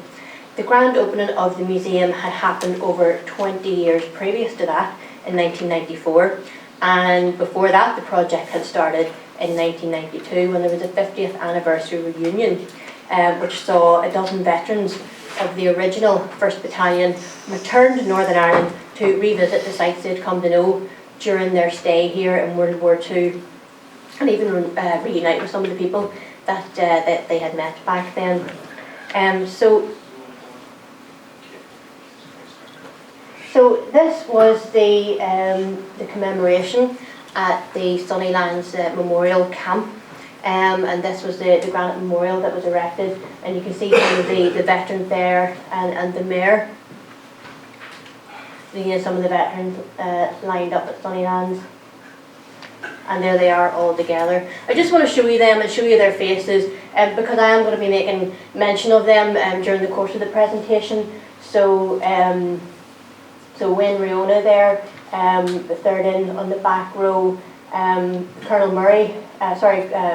Damer at the far end there, on the far right, and Colonel Murray, Roy Murray just next to him. And on the bottom row, James Larkin and Carl Lehman and Bob Reid will all be mentioned, so I just wanted you to see their faces. So they arrived, and they also arrived with suitcases full of stuff full of memorabilia, full of uniforms and medals and letters and equipment, all kinds of things, and that began the process of creating the museum. So a temporary exhibition was installed first of all, and then a permanent museum was erected in the grounds of the Andrew Jackson cottage out at Bonnie before, because of the American connection. So sorry, here's another one of the veterans. They're recreating their log drills there, and you'll see another similar but different picture later on. So this was the opening of the museum in 1994, and this is Bob Reid, who officially opened it, with the mayor at the time, and Major Snookus from the modern Rangers, the 75th Regiment. And this mannequin, he was like right inside the door. So even up until we refurbished it, people used to walk in the door and be like, ooh, you know, he was right there. And this is what the museum looked like. So you walk down this side, around the back, and then up the other side, sort of walked around.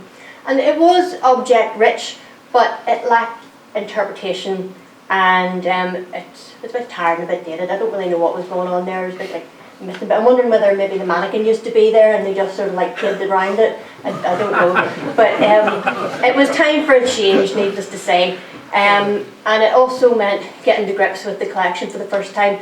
I'd been in post about 2 years by then, and my focus had been more on the Carrickfergus Museum, and I used to just walk around here and think, oh, I can't wait to get stuck into this.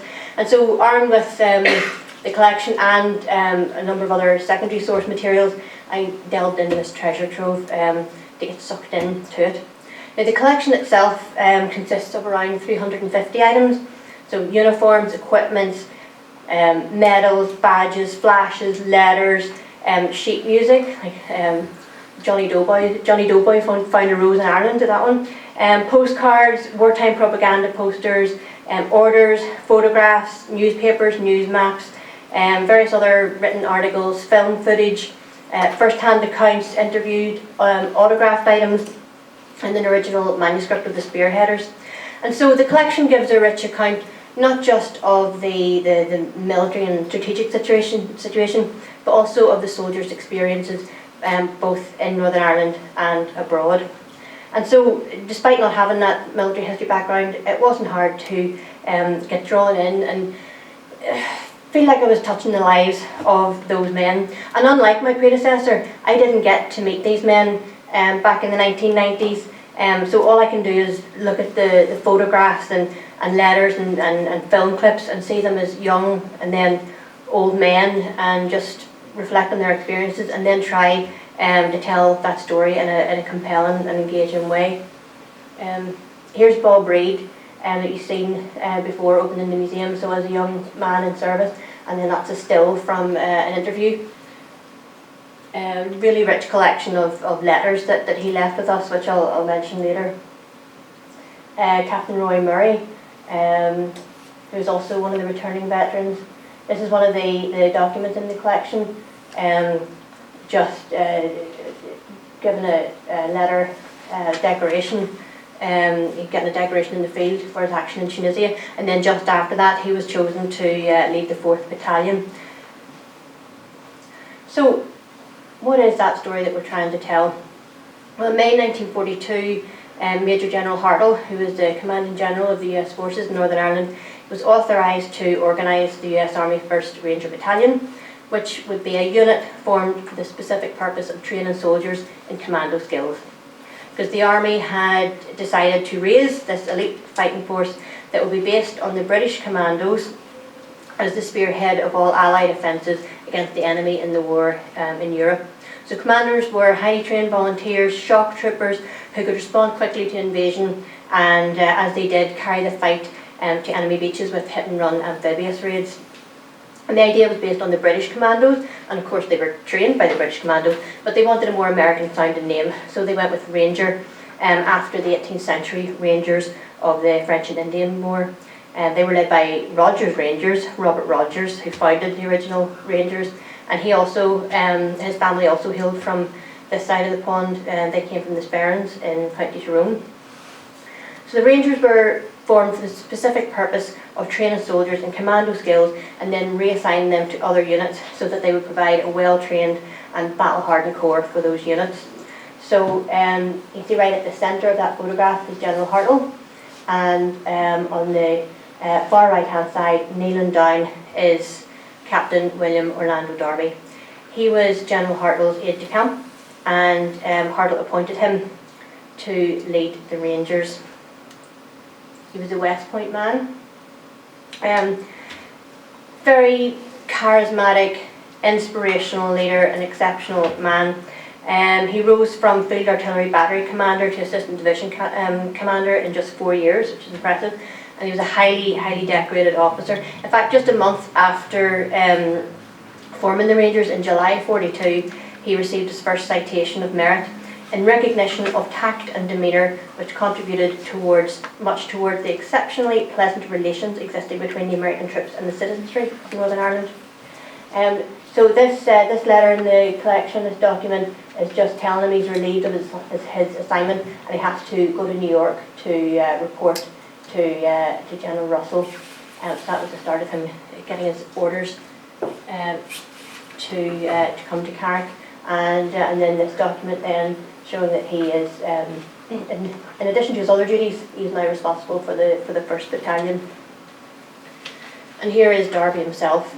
It was hard to choose just one image, but I chose that one. Very striking looking man. And he remains a legend to this day, and he continues to be a role model for the Rangers. Today's modern Rangers in Ranger School, they still have a Darby phase.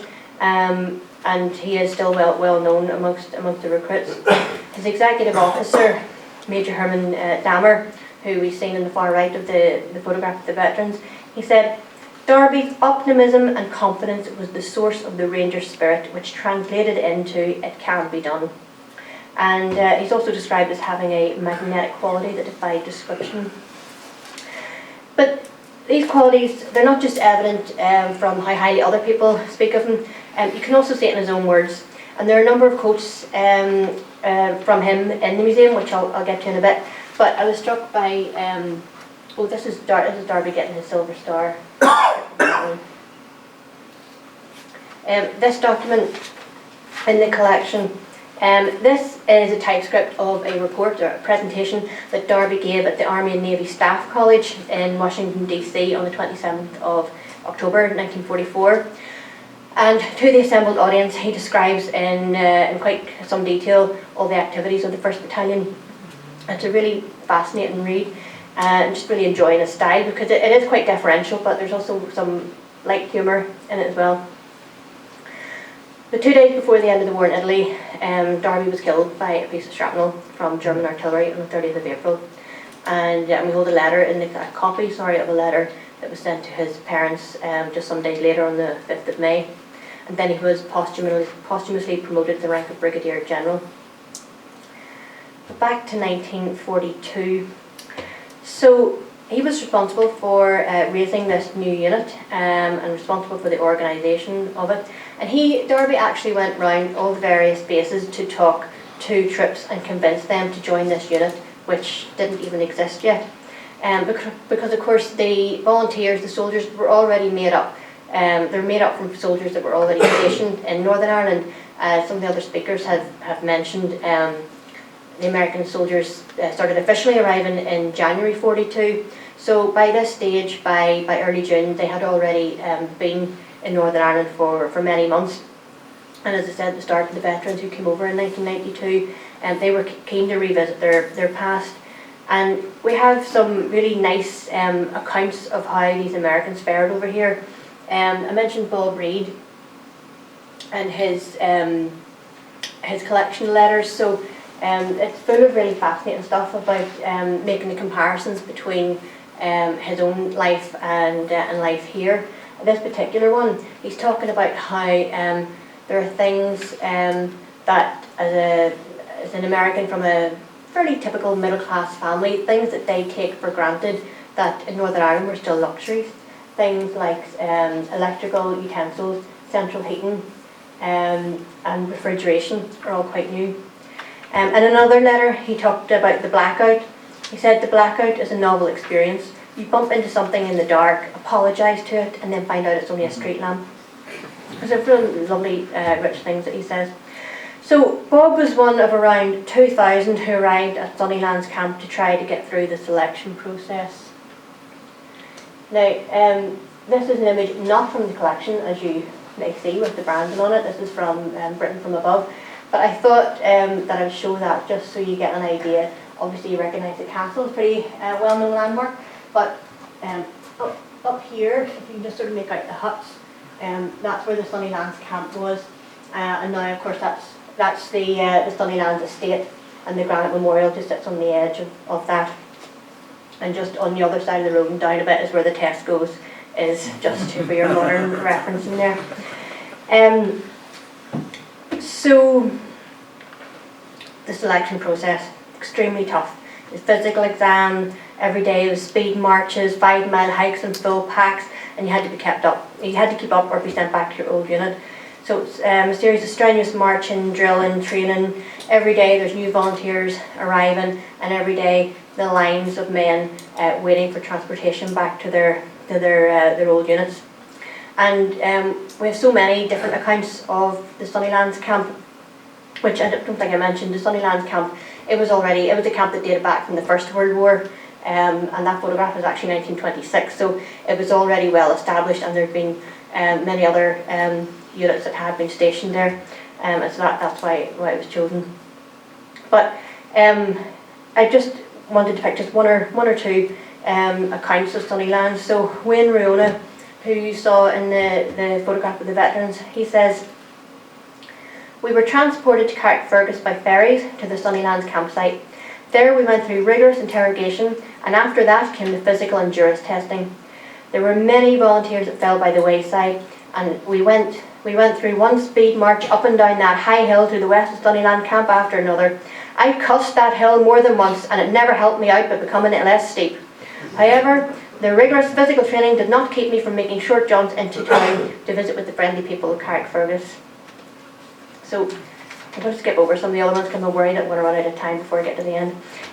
There was just one other point I wanted to mention from Carl Lehman, who was also pictured, when he was talking about the harsh training regime, and he was talking about how severe the punishment was. So for anyone that was a no-show, the entire platoon got punished, but for a second offence, you were RTU'd, so return to unit. So I say quite a number of documents relating to that period. This is one just talking about the organisation, the people arriving and the equipment things they had. And then General Order 7, which is dated 19th of June 1942. So this is the official activation of the 1st Ranger Battalion. And then this is the only photograph that I know of anyway, actually at Sunnylands Camp, and you can just see in the middle there General Hartle. And this was found in a magazine called After the Battle from 1981, so we use that in the museum. So on the 19th of June, the official day of activation, Darby spoke to those who had been chosen. He said, "Men, for 3 weeks I have watched you train, observed your spirit and noted your appearance as soldiers. For 3 weeks I have received daily reports on each individual's progress. Men have come and men have gone. Until now the chosen few remain. You are now officially known as the 1st American Ranger Battalion, a name honoured in American history annals since it was first used by Rogers Rangers of Indian War fame." And so these men became known as Darby's Rangers, and they really were Darby's men. And the unit comprised of 26 officers and 488 men, ready for their commando training. And so they were shipped off to the commando training depot at Achnacarry in Scotland. And here they are, looking like they're having a nice time. But if the initial training process was tough, then the actual training was even harder. So emphasis on physical fitness, weapons familiarity, small unit tactics, again speed marches at 5 miles an hour, log drills, think Scottish Highland Games, and hand-to-hand combat. Obstacle courses that required stamina, shooting ability, and finally, when completely exhausted, then came the ferocious bayonet drills. So there's some images there of training. That one, just I can't get over that. I just don't know how he landed in one piece there. It's an incredible photograph. Remember at the start with the veterans with their logs, so they're recreating this picture. And again, log drill. And there's the bayonet drilling. This is a training schedule. Apologies for the quality of the picture. I just took that. It's on display. It's not actually from this period in Scotland. It's from later on. It's dated October 1943, so that's during the Italian campaign. But it's just to give you an idea. You can see all the letters on it there. So, for example, X is duty company, I is articles of war, D is 8 mile march, B is 6 mile march. I think there's a lot more D's than B's. Q is mortar range, G is close order drill, J is Morse code, and R is obstacle course. So it's just to give you an idea. So the youngest was 17, the oldest was 35, and all of them went through this intense training from basic infantry skills to advanced amphibious raids. Men were killed during very realistic training, but at the end of the Rangers had become a hardened, well-trained, well-led and close-knit unit. So the original 1st Battalion was comprised of 6 line companies, with the 3rd and the 4th being formed out of the 1st. And eventually these would come to number some 2,000 men. And they would lead the way in the invasions of North Africa, Sicily and Italy. Rangers lead the way is their official motto, and it's still used because I've got emails from Rangers and they actually write that in the bottom of their email, which is great. And so they were instrumental in the Allied assaults, as I say, from North Africa, Sicily and Italy, right up until the Battle of Cisterna on 29th of January 1944, after which they simply ceased to exist. And when the original Rangers were brought back home in May 1944, there was only 199 left. Now, I don't want to go into detail about the various actions, but because I want to highlight some of the collections, I am going to mention a couple of things. So the Ranger Scrolls. They got their Ranger Scrolls after Dieppe. Now Dieppe came before the official end of training. There's 50 Rangers, 6 officers and 44 men, and they were attached to Canadian and British forces for a large-scale raid on the coastal town. And it was a disaster. It was huge losses for the Allies. But it taught the Rangers very valuable lessons on the need for discipline and detailed intelligence. And that report, that's why I showed you that report, because I'm going to mention it. The report that Darby gave to the Staff College, he says, those that came back alive brought back an awful lot of information for us, and it was helpful to us in our training for our first big show. That's how he always describes the invasion. He calls them shows. But again, after Dieppe, it was a highly publicised first Allied aggression, and it led to fights in pubs back in England between Rangers who really were there and imposters, and so something had to be done, and Roy Murray recommended that Rangers be authorised their own shoulder insignia, and so Derby organised a contest which was won by Sergeant Anthony Rada, and then they began to wear these scrolls on the left shoulder. But you can see from these early examples here in the collection there was no consistency or uniformity at that stage, and because they were made locally. So Operation Torch then, which has been alluded to, is the invasion of North Africa in October, November 1942. This is the first time the Rangers were under their own steam, and that involved nighttime amphibious raids to seize the batteries on the RZ beachheads.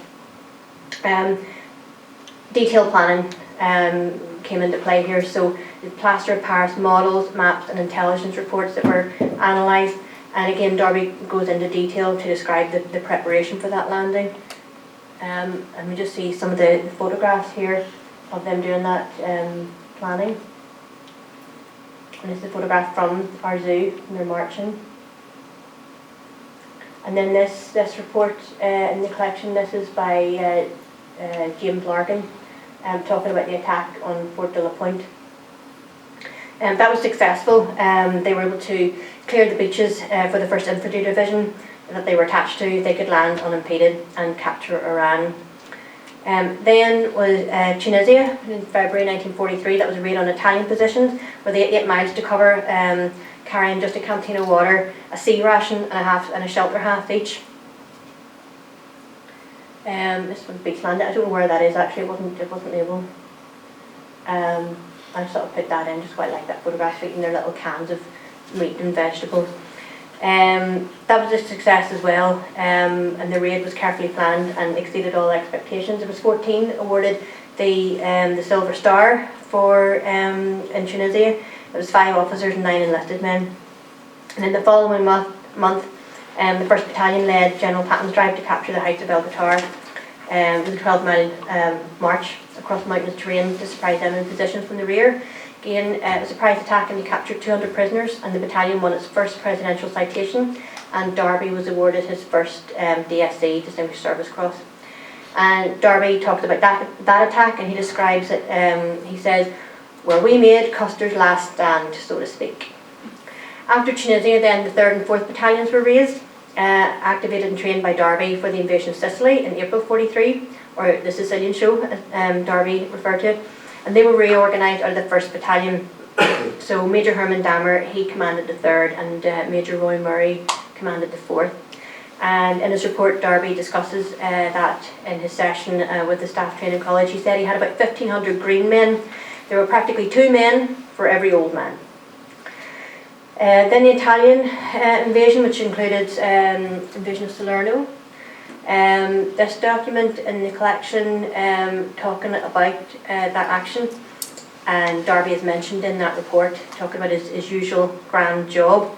And he also, again this is a letter that's on display, he also got a letter of commendation for his actions at Salerno.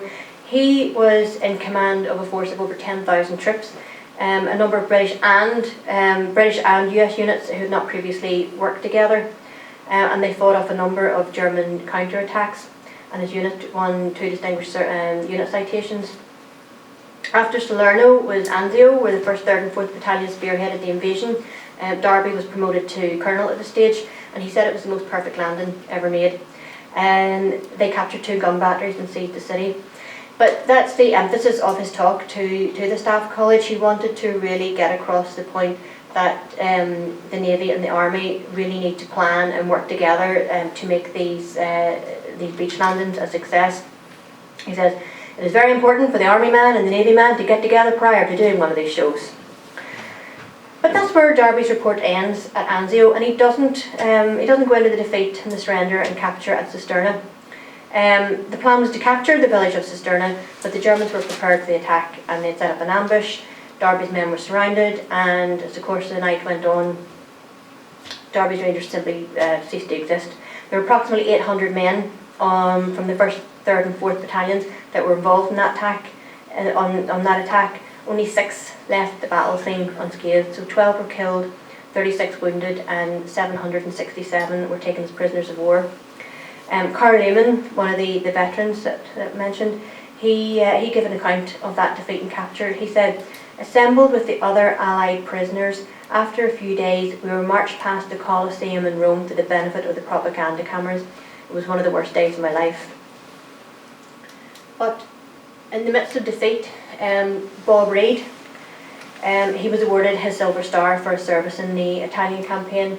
So you can see the photograph of him getting his medal. You can see a copy of the official letter of the award, and then this letter that he wrote home, which he's annotated at some point later, because it says you will probably get some notice from the War Department, and he circles it and wrote Award of Silver Star, and at the bottom it says he's going to be transferred again to a much better place, by the way, and he wrote in bracket USA, so he's coming home. So we have a rich image archive, and I've only shown you just really a small handful of what the collection holds, and that's thanks to Phil Stern.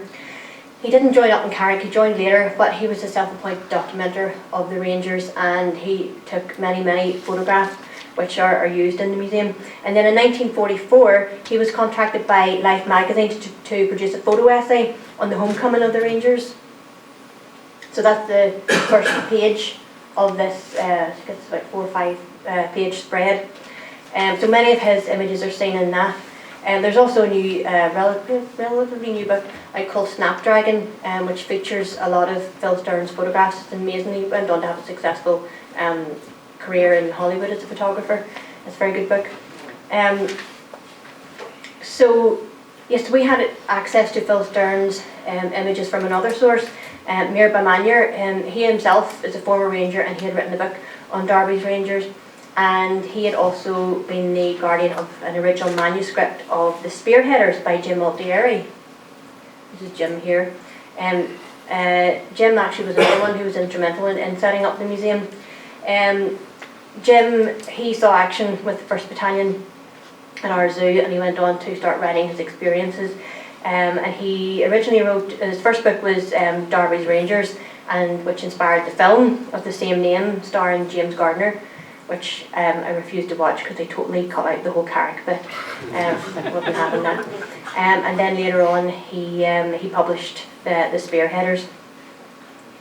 So how do we use all these items, this really rich collection of objects and images to tell that story?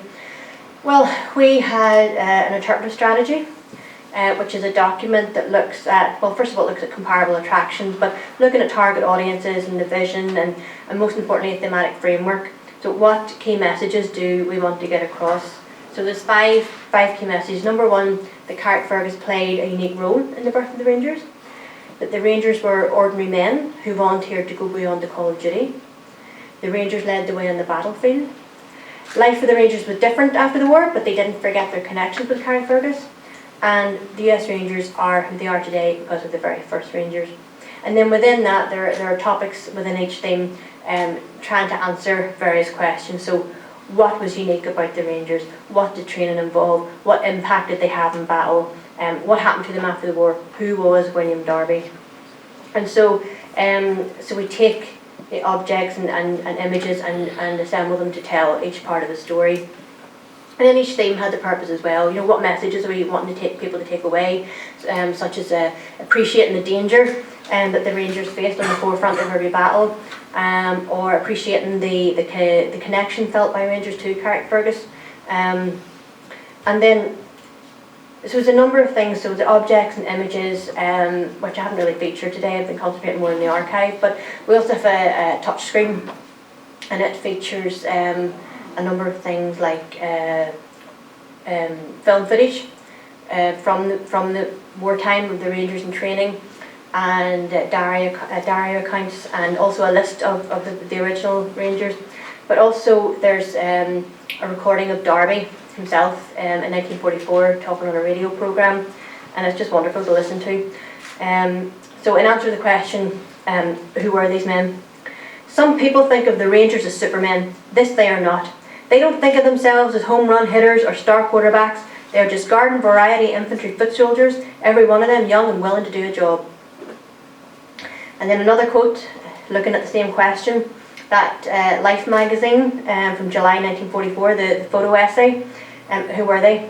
So this quote, 2 professional boxers, an oil field roughneck from Texas, a lion tamer, a longshoreman, a church deacon, a radio critter, a jazz trumpeter, the treasurer of a burlesque theatre, a sheriff, an insurance salesman who later did a lively business on the field of battle, and a red Indian named Samson P. One Skunk.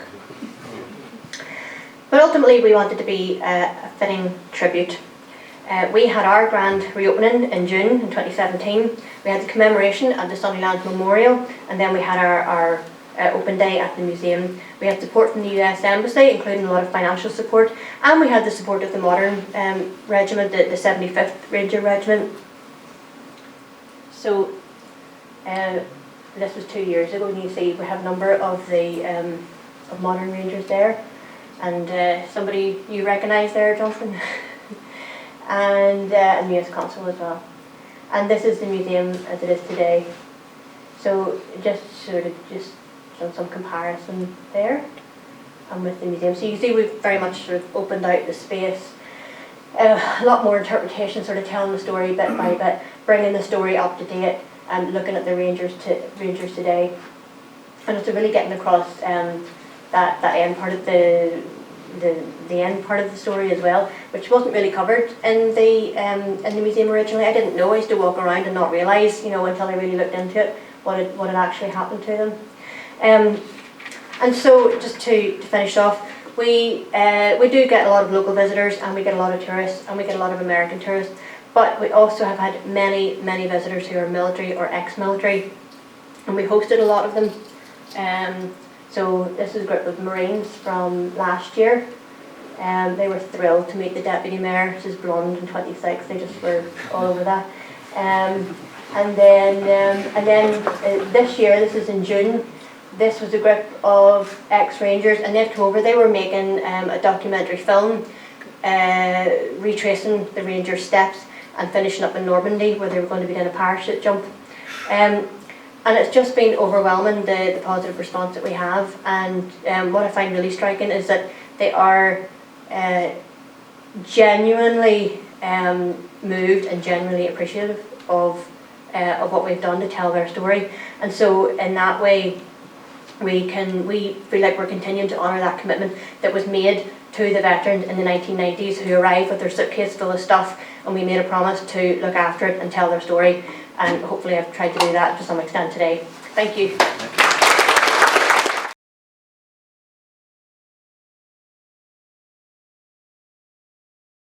Stephen, and good afternoon everybody. I'm aware I'm the last gig in town with a lot of very hard acts to follow.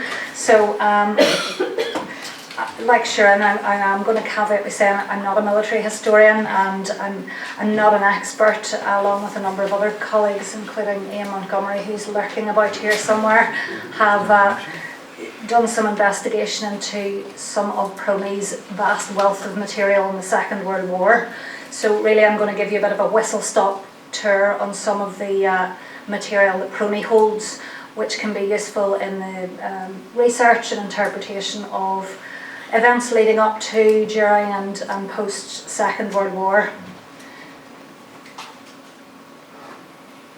So I'm sure most of you have been to PRONI. For anybody who hasn't, we hold around 3 million records at PRONI, and we're unique in that those records encompass both the records of government, so your ministries and laterally departments, as well as a vast amount of privately deposited reference material, and that is everything from official files, folders, documents, letters, diaries, photographs, registers, maps, you name it, you can just about find it here. And the majority of these records date from the 17th century onwards. So in terms of researching the Second World War, you'll have already heard from Tim this morning about official war histories. And some of the evidence gathered to actually compile the official war histories can be found within some of PRONI's files here.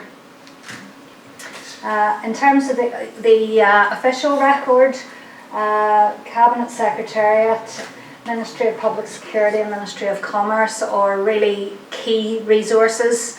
For anybody, as I said, who hasn't or is just thinking, doing a bit of research or just wants to have a look, feel free to make a note of these references. You can have a look in our electronic catalogue, which is available online, and have a good browse through some of this material, and I would urge you to come in and have a look at it. A lot of other material also peripherally holds material such as local authority, school records and registers, and you'll see some examples of this as I go on. So just sort of phasing into the run-up to the war, I mentioned private collections. This is from the Londonderry collection of Mount Stewart, and this is, if anybody can see the insignia up in the top corner, this is a letter from the man himself, Adolf Hitler, and he's writing to Lady Londonderry. And there were a number of visits between the Londonderry family and some leading Nazi officials prior to the outbreak of war. And as I said, you'll just sort of get a feel for the situation where he's overjoyed to learn of your letter and how much you and your husband sympathise with my efforts to bring about a genuine peace.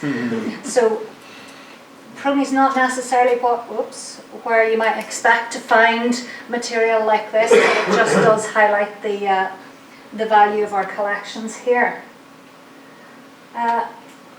Moving forward a few years, this is the applications for visas to work in Northern Ireland made under the New Industries Act 1937, which was basically designed to allow foreign nationals the opportunity to, who had skills not readily available in Northern Ireland, to apply for visas.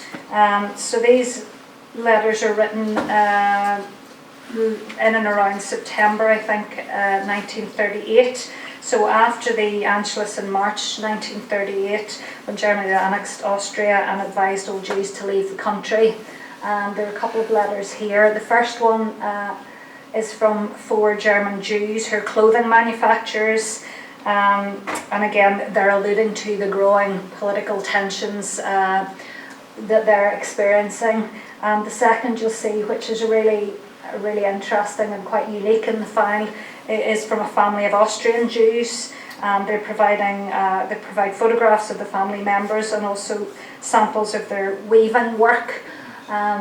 Unfortunately, there's very little information on whether very many of these people actually made it, and there's a couple of box folders of these applications. So it's quite a chilling reflection, because obviously many of those people who didn't make it here may not have made it out of Austria or out of Germany, and sort of suffered a much more grim fate. So again, you'll find loads of information basically discussing what was about to happen, sort of going from that earlier record. Wilfred Spender, who was then head of the Northern Ireland Civil Service, talks about, in February, he's talking about the practical difficulties of implementing air raid precautions, the need to get information from the British government, and then also considering the risk of spending money on unnecessary precautions if any attack is not likely. So in June, we go on to June 39, where we have the Warnock Report, which is authored by a junior Stormont Minister, J.E. Warnock, and he states that in his report he states that there's no significant risk to Northern Ireland being bombed, and therefore British proposals on air raid precautions should not apply to Northern Ireland. Swiftly followed on in July within our military public defence files, where you can see an extract detailing talking about the provision of air raid shelters, and also saying that there's a strong possibility that Northern Ireland will be subject to targeted for a raid, and basically saying, well, if you can see at the bottom, if it was our jurisdiction, we would be making provisions. So, as I said, that all of these archives will allow you to build up a full picture of the discussion that was going on. I suppose really Northern Ireland was a strategic base in the run-up to and during the war. You know, the increasing tension in Europe, meant there was a requirement for ships and aircraft in Belfast already, and Derry, Londonderry also possessed the infrastructure of working shipyard.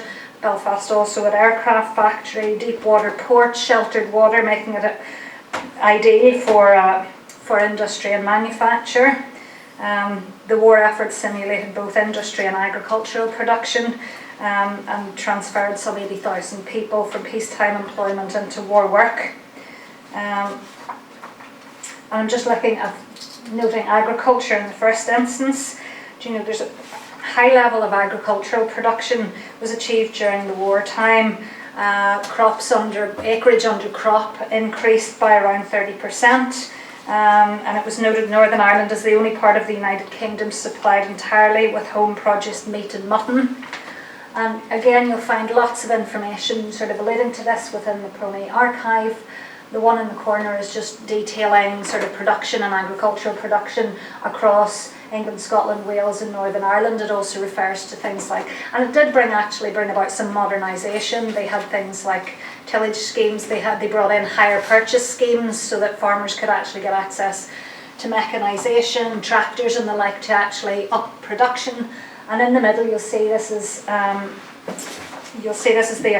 the Belfast Citizens Handbook, official handbook of useful wartime information and advice, and it's telling people about hints and tips for growing your own vegetables, converting your gardens, etc. And you can see various promotional material on poultry keeping, etc. So as I mentioned, probably the better known element is in the industrial manufacture. Maintaining and building ships. The ship was damaged in the Atlantic, which frequently happened. Londonderry was the nearest British port where emergency repairs could be carried out. So both there and Belfast were in high demand. You can see a list of aircraft carriers, various ships which were built in Harlot and Wolff from, I think, between 1939 and 41, which subsequently went on to see action.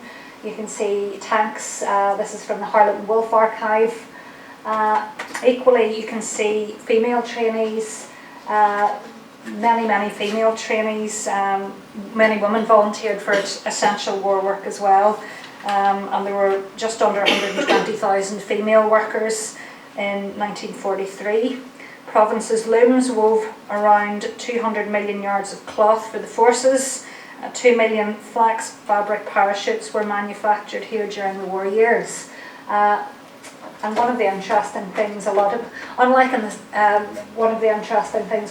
First World War, many of the female workers actually this was a catalyst, if you like, for actually staying in the employment sphere, unlike the First World War, where after the men started to return, they were unceremoniously shoved back into the kitchen. It spiked this paid work, or it certainly acted as a catalyst for women in the workplace. And again, in terms of the aircraft, you can see that we have lots of images. This one's from our shorts collection.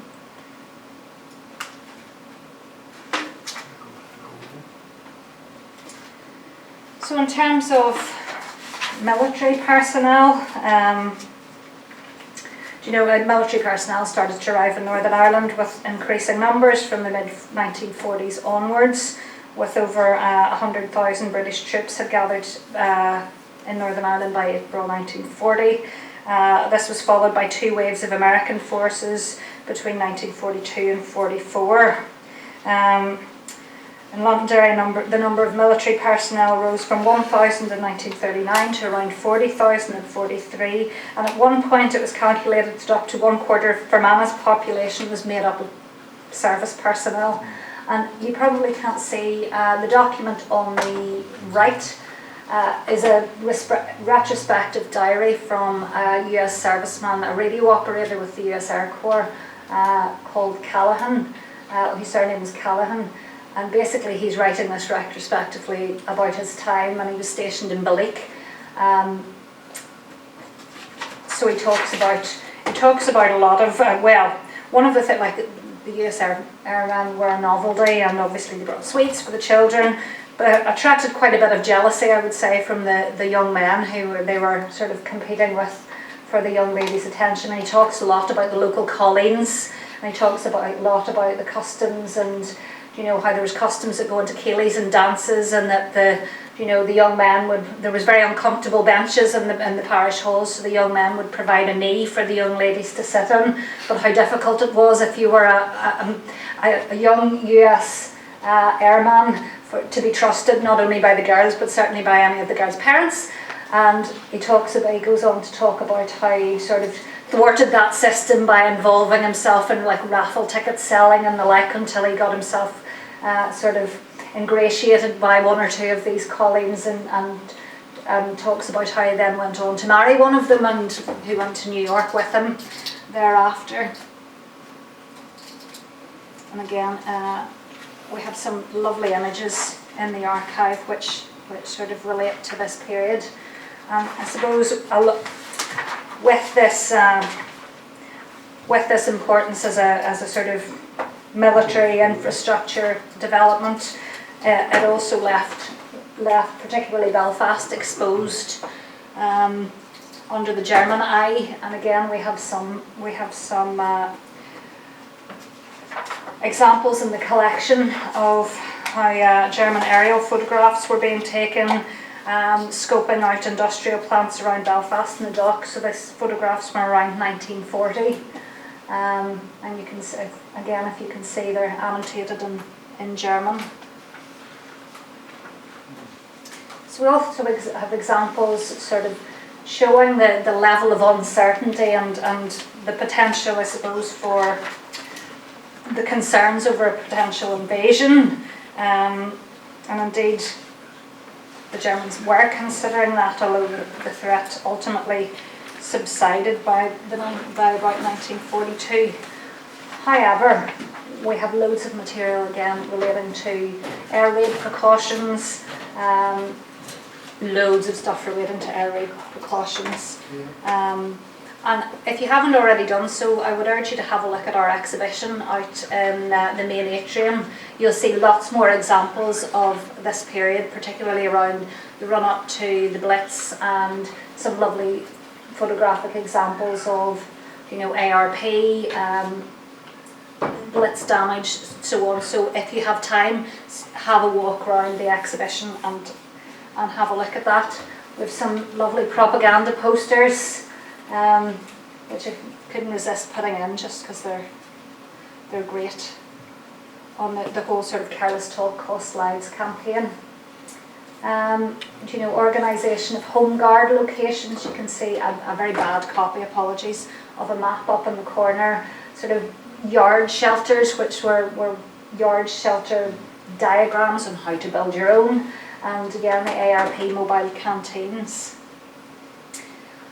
I mentioned the likes of school records, and in this you can see sort of many children which were evacuated out into more rural areas, which you can see reflected in the likes of evacuees listed in Coke School Register, public elementary school, lists of where children should be going, and that is actually, I think, at a railway station of children sort of waiting to be evacuated. And again, I'm originally from Donegal, and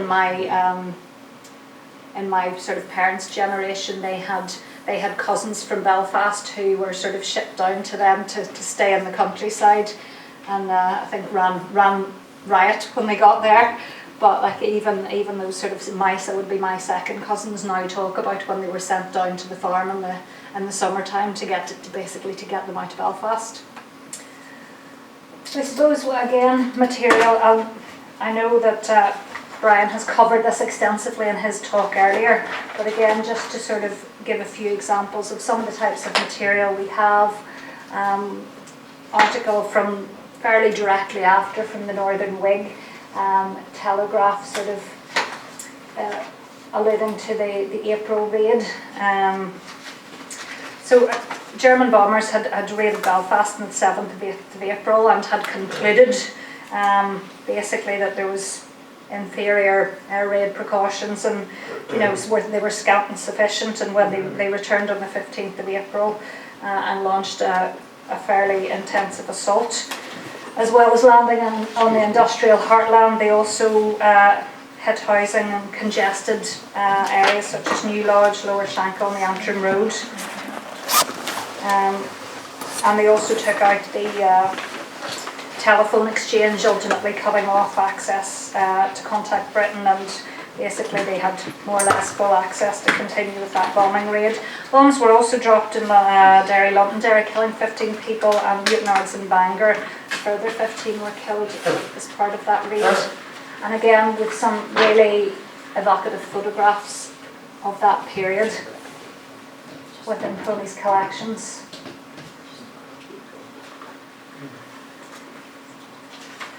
And back to the privately deposited archives, this is a diary of Emma Duffin, which has actually been published by Trevor Parkhill. But Emma was a nurse during the First World War, and she talks about, she's talking about the St George's Market being used as a morgue, and how she would ever bring herself to see it in the same light again, and basically talks about the horrors in a way that she'd not seen before. And then we also have material on the next final raid, which were the May raids, which took place on the 4th and 5th of May. And again, often referred to as the fire raid, this caused extensive damage again around industrial heartlands and in around East Belfast. And you can see that's Westbourne Street on the left there. I suppose just to wrap up, just concluding with following the Allied victory, when the enemy posed no more threat, the Home Guard was stood down. One of the last Royal Navy operations of the war was the handling of the surrender of the German U-boats, which surrendered themselves to British ports on the 8th of May, and in recognition of Derry, Londonderry's importance as a naval base, 63 German U-boats were instructed to surrender at Lissahalli. So really that has been a little bit of a whistle-stop examples of some of the material you'll find at PRONI, which can further your research into this period of history. And PRONI is free and open to the public. You just have to register as a visitor. So if you haven't already done so, I would urge you to do so and come and see us and explore this a bit more for yourself. And that's me done. Thank you very much.